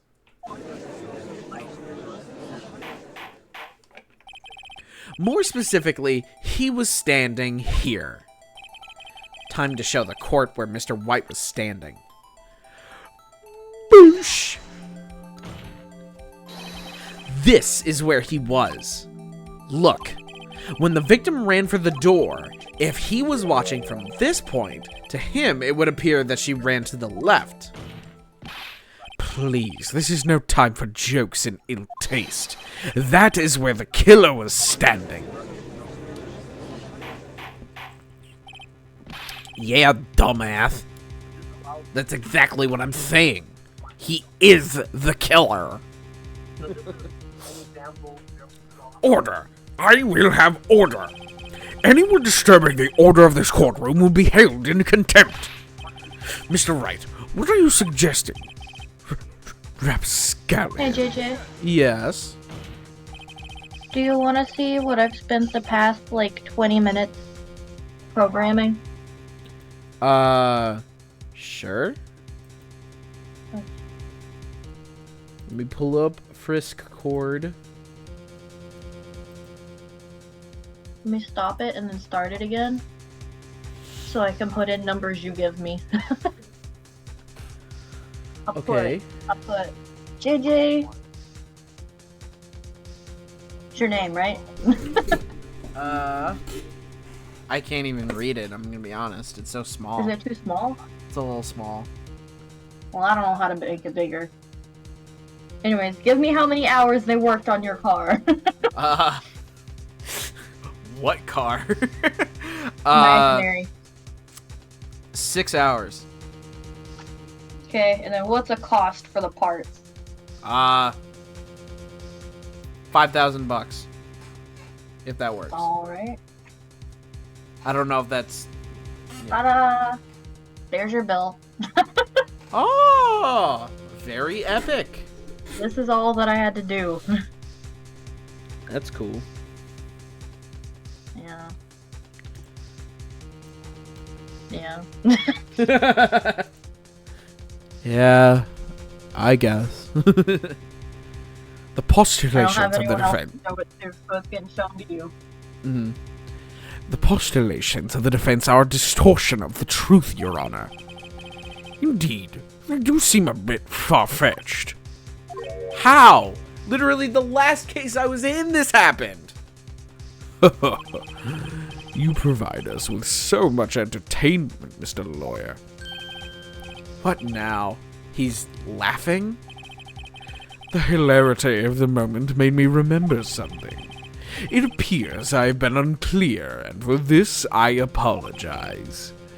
Mr. Your Honor, might I be allowed to testify once more? Very well. Let's hear your revised testimony. Good luck. You can't fix a broken testimony, buddy. She ran to the quote-unquote left. Miss May's testimony was correct, as was mine. When you assaulted the girl, she first ran to the left, and then you hit her savagely. That is what I saw. Next, with the last of her strength, she ran to the right. You chased her and delivered the final blow. Unlikely, dumbass! That is what Miss May saw. You see, you hit her twice. Don't you remember, Mr. Lawyer? That does seem to make sense. Will you be cross-examining the witness's testimony? You bet I will. I mean, yes, Your Honor.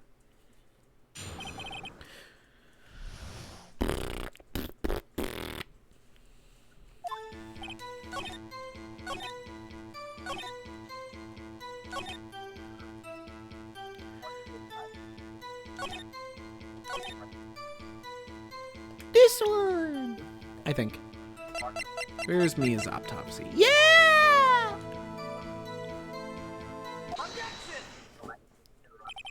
Mr. White, the victim died from a single blow. What do you have to say to that? Now's my chance to hit him with where it counts. Mr. White, wasn't it you who told this court that you were abso-positively perfect? I will refrain from using this phrase from now on. Your Honor, if you could ask the witness for a new testimony. The witness is obviously confused, Your Honor.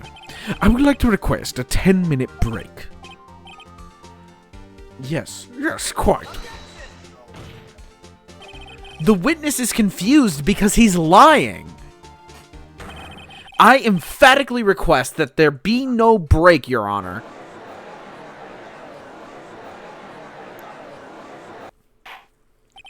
Very well. If the witness would care to revise his testimony.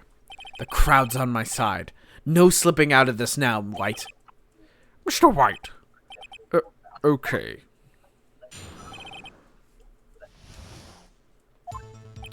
Well, I see. I looked at the other window when I heard that thing fall. Then, the next moment, I saw Miss Mia run to the left. The killer, you, attacked her, but she dodged. And then she turned and ran for the door. Then you did her in with a single blow. Thwap! I don't know about this one, buddy. Thwap indeed. Very well, you may begin your cross-examination. Mr. Your Honor, my stomach, you see, it is hurting. Deal with it. This is almost over.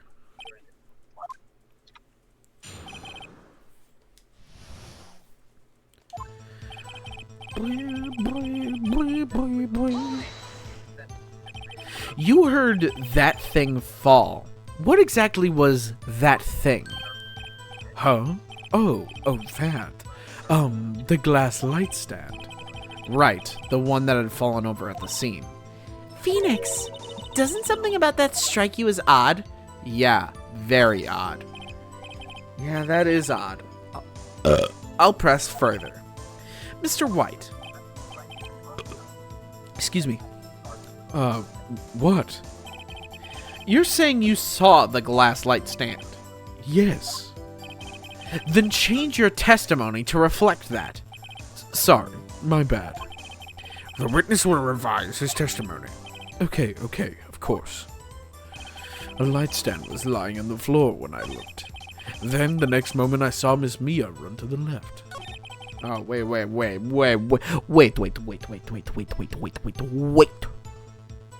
How can you see Ghosting it? host out join. Hello? Ian! Hold on, I gotta make the boys a little bit bigger. I finished Unit 4! No, you didn't. Do it again. Yeah, I did. Do it again. Do it again. No. Emily, do it again! But this time, do it better. Okay, now I have Unit 6 or Unit 11. God damn! Why you gotta do so much shit, bro? Because I procrastinate. Oh, well. Alright. Glass shard.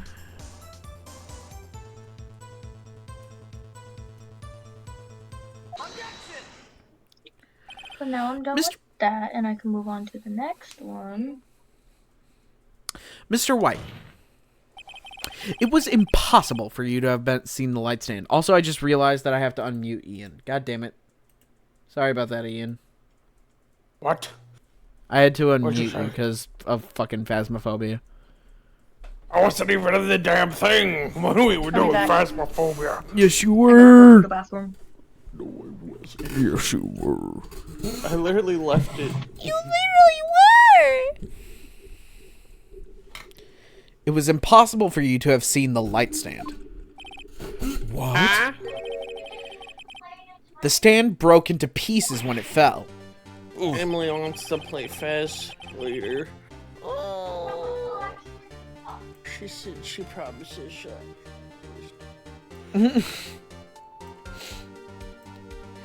Just by seeing the broken pieces, you would have no idea it was a light stand. So tell me, exactly when was it that you saw the stand? Answer the question. Isn't it obvious? I saw the stand before it fell over. So, Gotta get goon with the spoon, JJ. Best ice cream brand. you saw the stand before the victim was attacked then? Correct. That would be no problemo, right? Big problemo.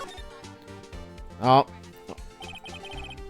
Ian, I can hear your Instagram! Shut up!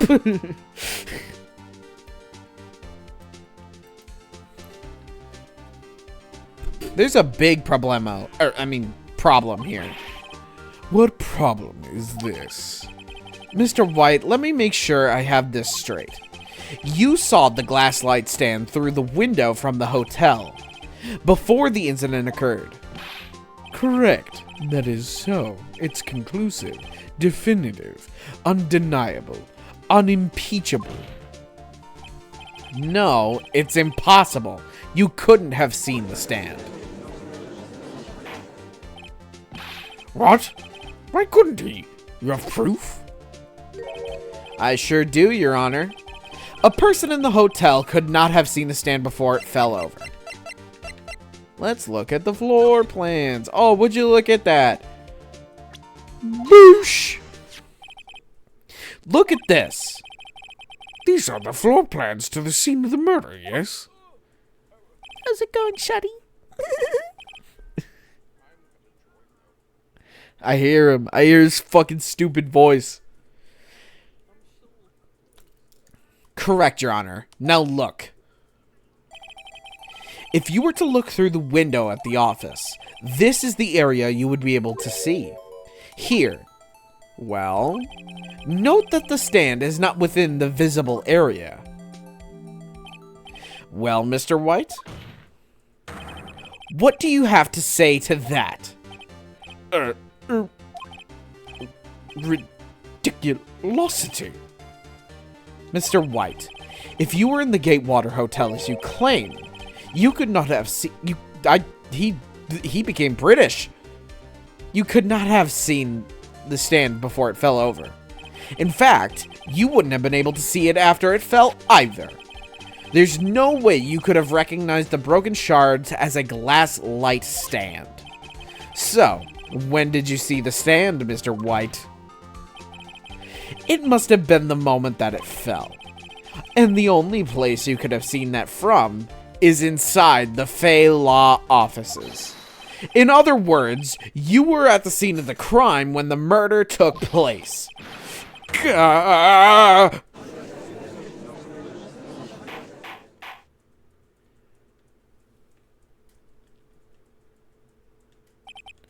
Mr. Wright?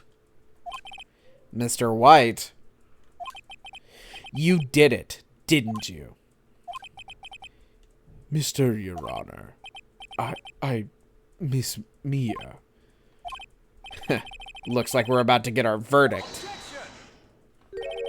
That's far enough, Mr. Wright. What? I forgot about Edgeworth. Mr. White, I think the time has come.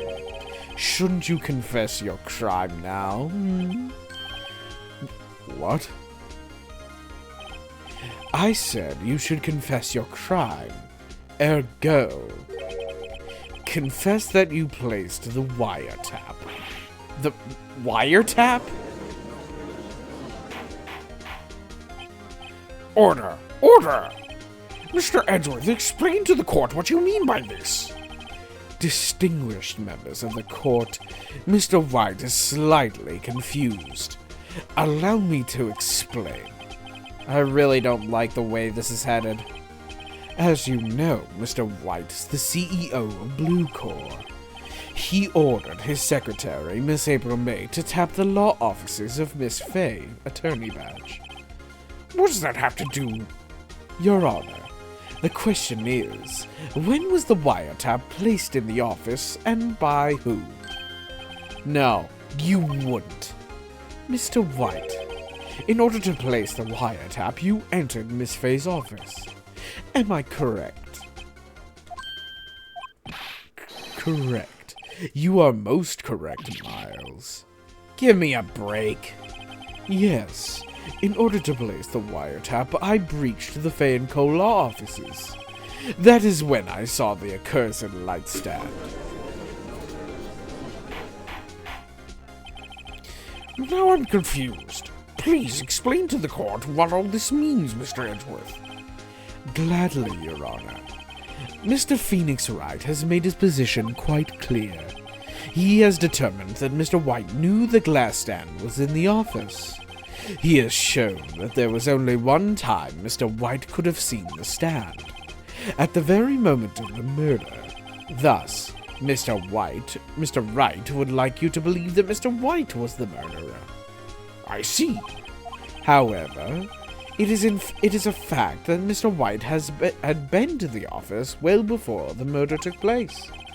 When he went to place the wiretap, he could have seen the glass light stand then. Ergo, Mr. Phoenix Wright's theory is revealed for the baseless conjecture that it is. Ah, shit, dude.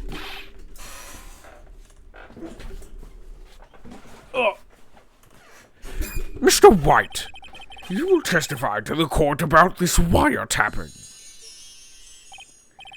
Ahem. Leave it to me. I feel faint.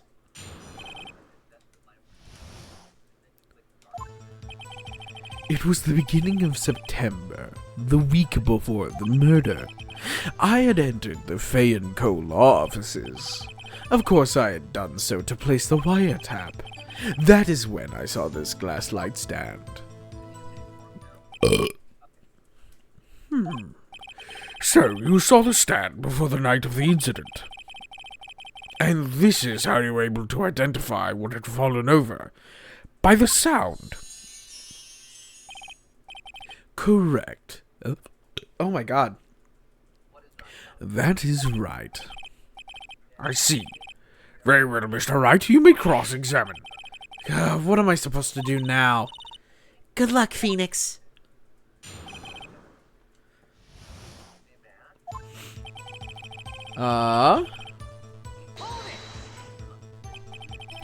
Do you have proof? Miss April May knew the details of Miss Faye's phone conversation. This proves that the wiretap was placed before the murder. Right. Was it really you that went into the office? Or was it Miss May? Unidentified fingerprints several days old were found in Faye & Co. law offices. Those were obviously Mr. White's. And if I know Edgeworth, he's already run a check on those prints. Now, Mr. White, tell us why you went to the Faye & Co. law offices.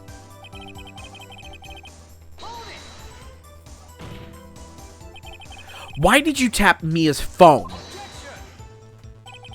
This has no bearing on the current case, Your Honor. Blue Corps is a detective agency of sorts. We have a responsibility to protect client confidentiality. Can you hear my class? No, but here. No.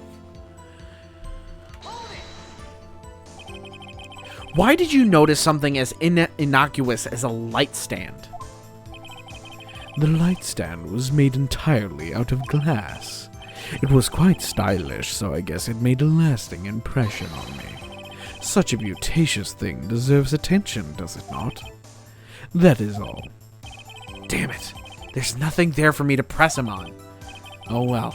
Maybe he's rattled enough that I can bluff something out of him.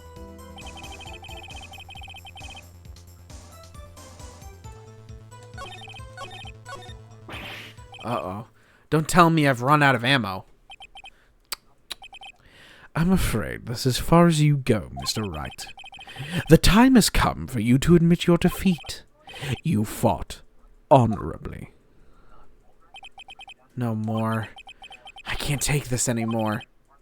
Mr. Wright, are you giving up? Yes, Your Honor. Oh, well, there goes Ian. Our window is open. No wonder why I'm Phoenix, so damn cold. over here. I know that voice. Mia? Never give up, Phoenix. Mia?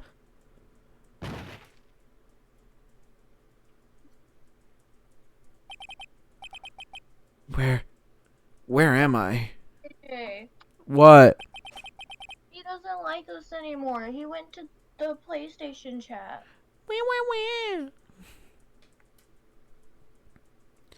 The waiting lobby? What happened? Oh, right. I lost the trial. I was hallucinating. Ah, you're finally awake.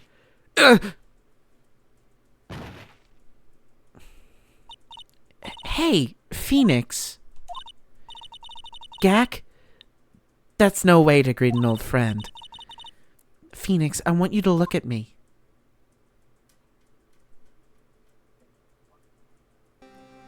Damn. Sorry. They knew what they were doing when they put 100%.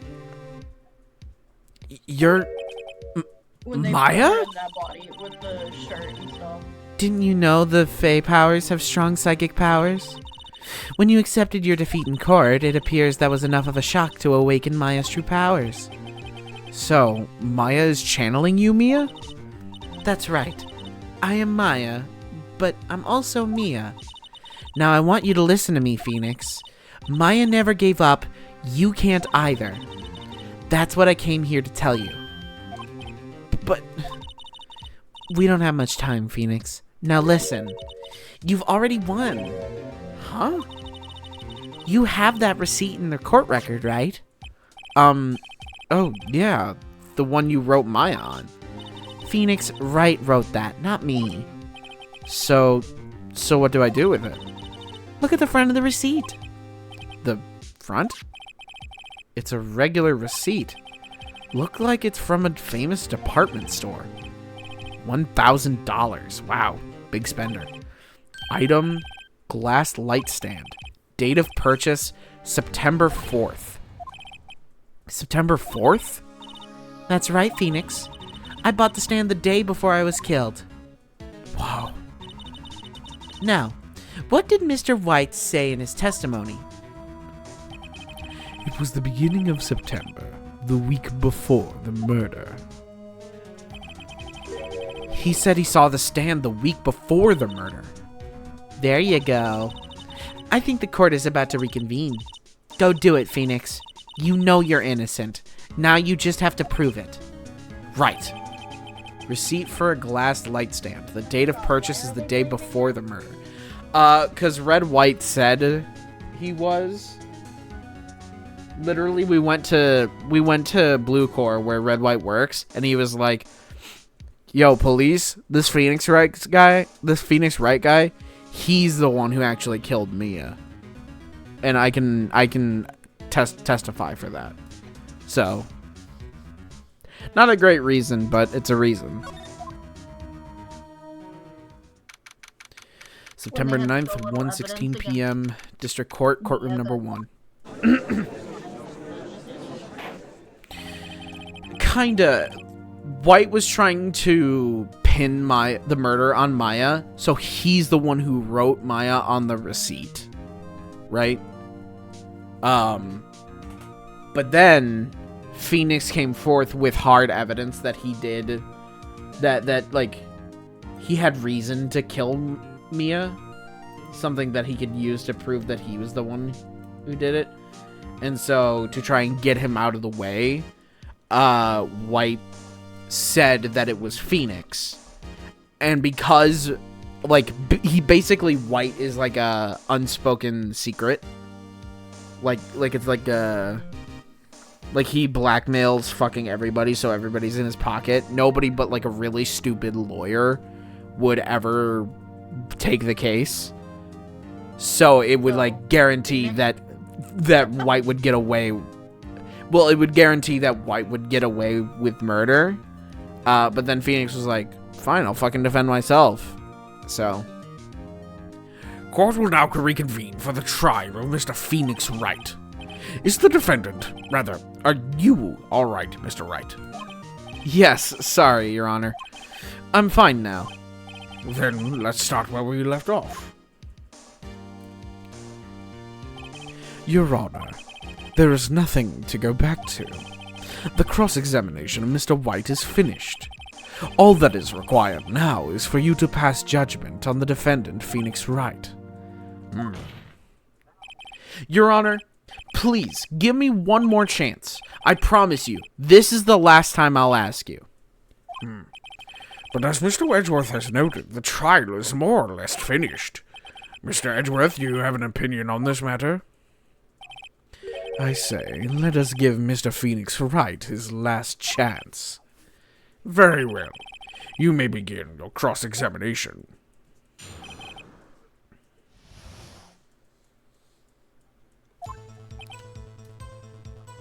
Present the receipt. Look closely at this. See the word Maya written in blood? You're grasping. I think not. Look at the other side of the receipt. The other side? Your Honor, would you tell the court what is written on the other side of that receipt? Well, a glass light stand and the date of purchase. Why, that's the day before the murder. You see, Mr. White, when you allegedly entered Vanco law offices at the beginning of September, the stand could not have been there.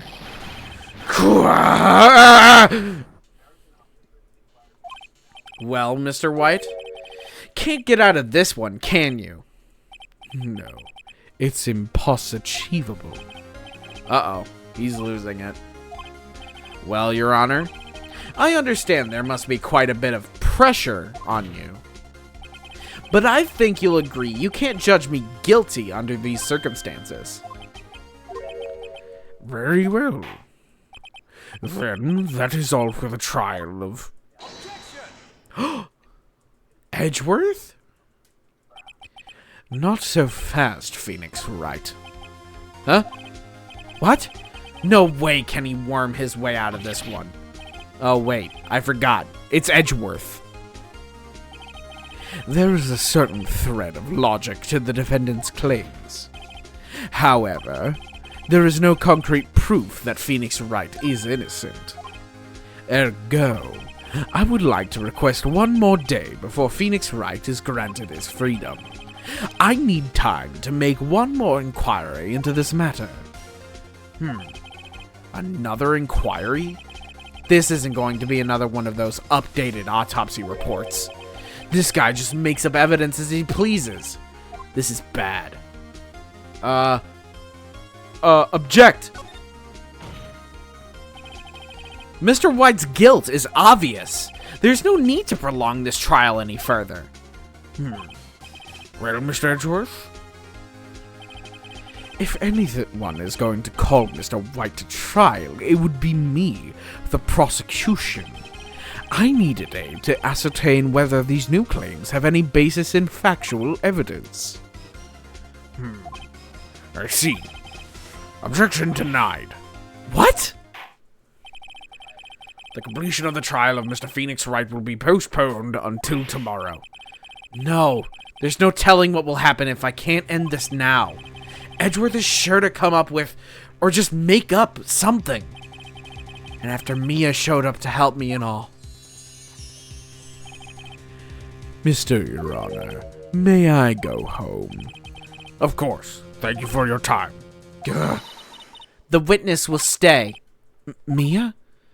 Phoenix, read this note out loud. Mia, what's this? Mia's memo, a list of people's names in Mia's handwriting. Your Honor, if I may. You're quite persistent today, Mr. Wright. You bet I am. My life's writing on this one. I have something I would like to read to the court.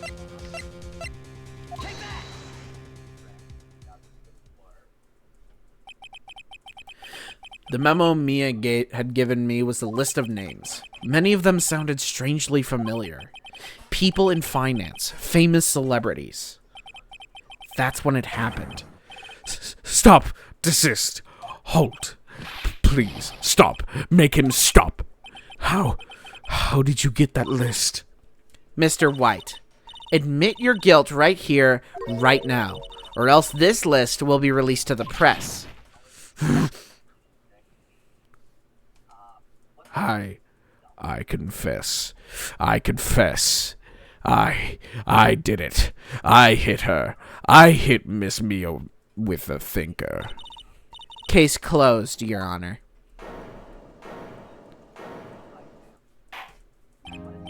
Well, I see no reason to continue this trial. Mr. Wright? Yes, Your Honor? You've done it again. That was quite a spirited defense. Yes, Your Honor. I guess you could say that if only you knew... If only you knew how spirited it was. Well, this court finds the defense... rather, the defendant, Mr. Phoenix Wright, not guilty.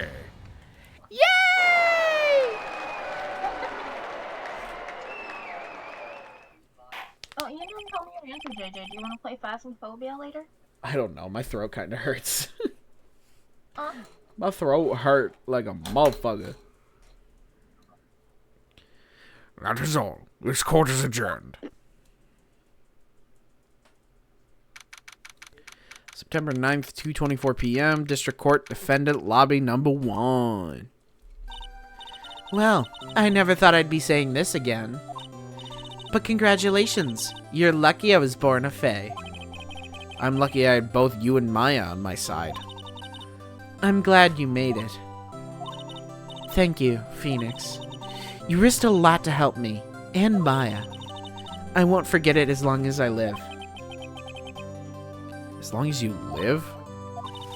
My time here's running out. Huh? Maya's powers are still weak. I can't stay here that long. What? No! There's still so much to say. Don't worry. I'm sure we'll meet again. Chief. I'm not the chief anymore. Phoenix, can you come to the office tonight? Say 9 o'clock. The office? I'll see you later. Chief! Mia!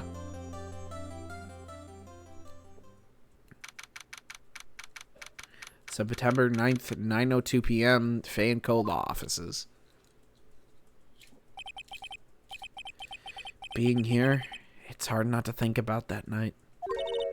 You came! Mia! I was kind of worried you might not. Huh? Of course I came. Well then, I'm pretty hungry. How about a burger? Mia? You should see her face. Mia! What are you talking about? It's me, Maya. Maya? What, did I look like my sister? Looks like you were her. I might be able to use that. Oh, Phoenix, go to the store and buy me lunch, would you? Maya, why are you here? Because of this. See, Mia wrote me a letter. Take care of Phoenix for me. Take care of... Huh? She means the office. This office. Someone has to help with the new Wright & Co. law offices, right? And who better but me, Maya Faye, reporting for duty. Wait, no, on second thought, let's make this casual. Yo, Nick, Maya here, ready to get down to business. You don't mind me calling you Nick, do you? It's a great name. Mia said that's what your friend Larry calls you. Nick? You know what this means? We're partners. You know, when I think about it, it is Maya's fault I'm here now. But if it wasn't for her, I'd probably be in jail. Wright & Co. Law Offices. It's got a good ring to it. Yeah. Thanks, Maya. Oh! Emily, look at Phoenix's face.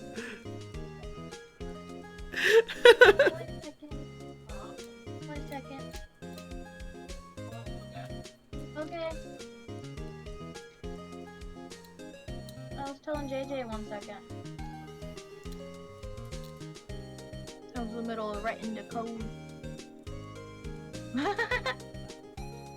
He's like, huh? Huh? I'll always be here watching. Whatever the fuck I said before that, I don't know. Right. Okay, Nick, let's do it. Huh? Do what? Burgers, dummy. Burgers. There's a great burger joint down the street. Come on. Time's a wasting. Okay. Wait up. Yay! Yippee! Sorry.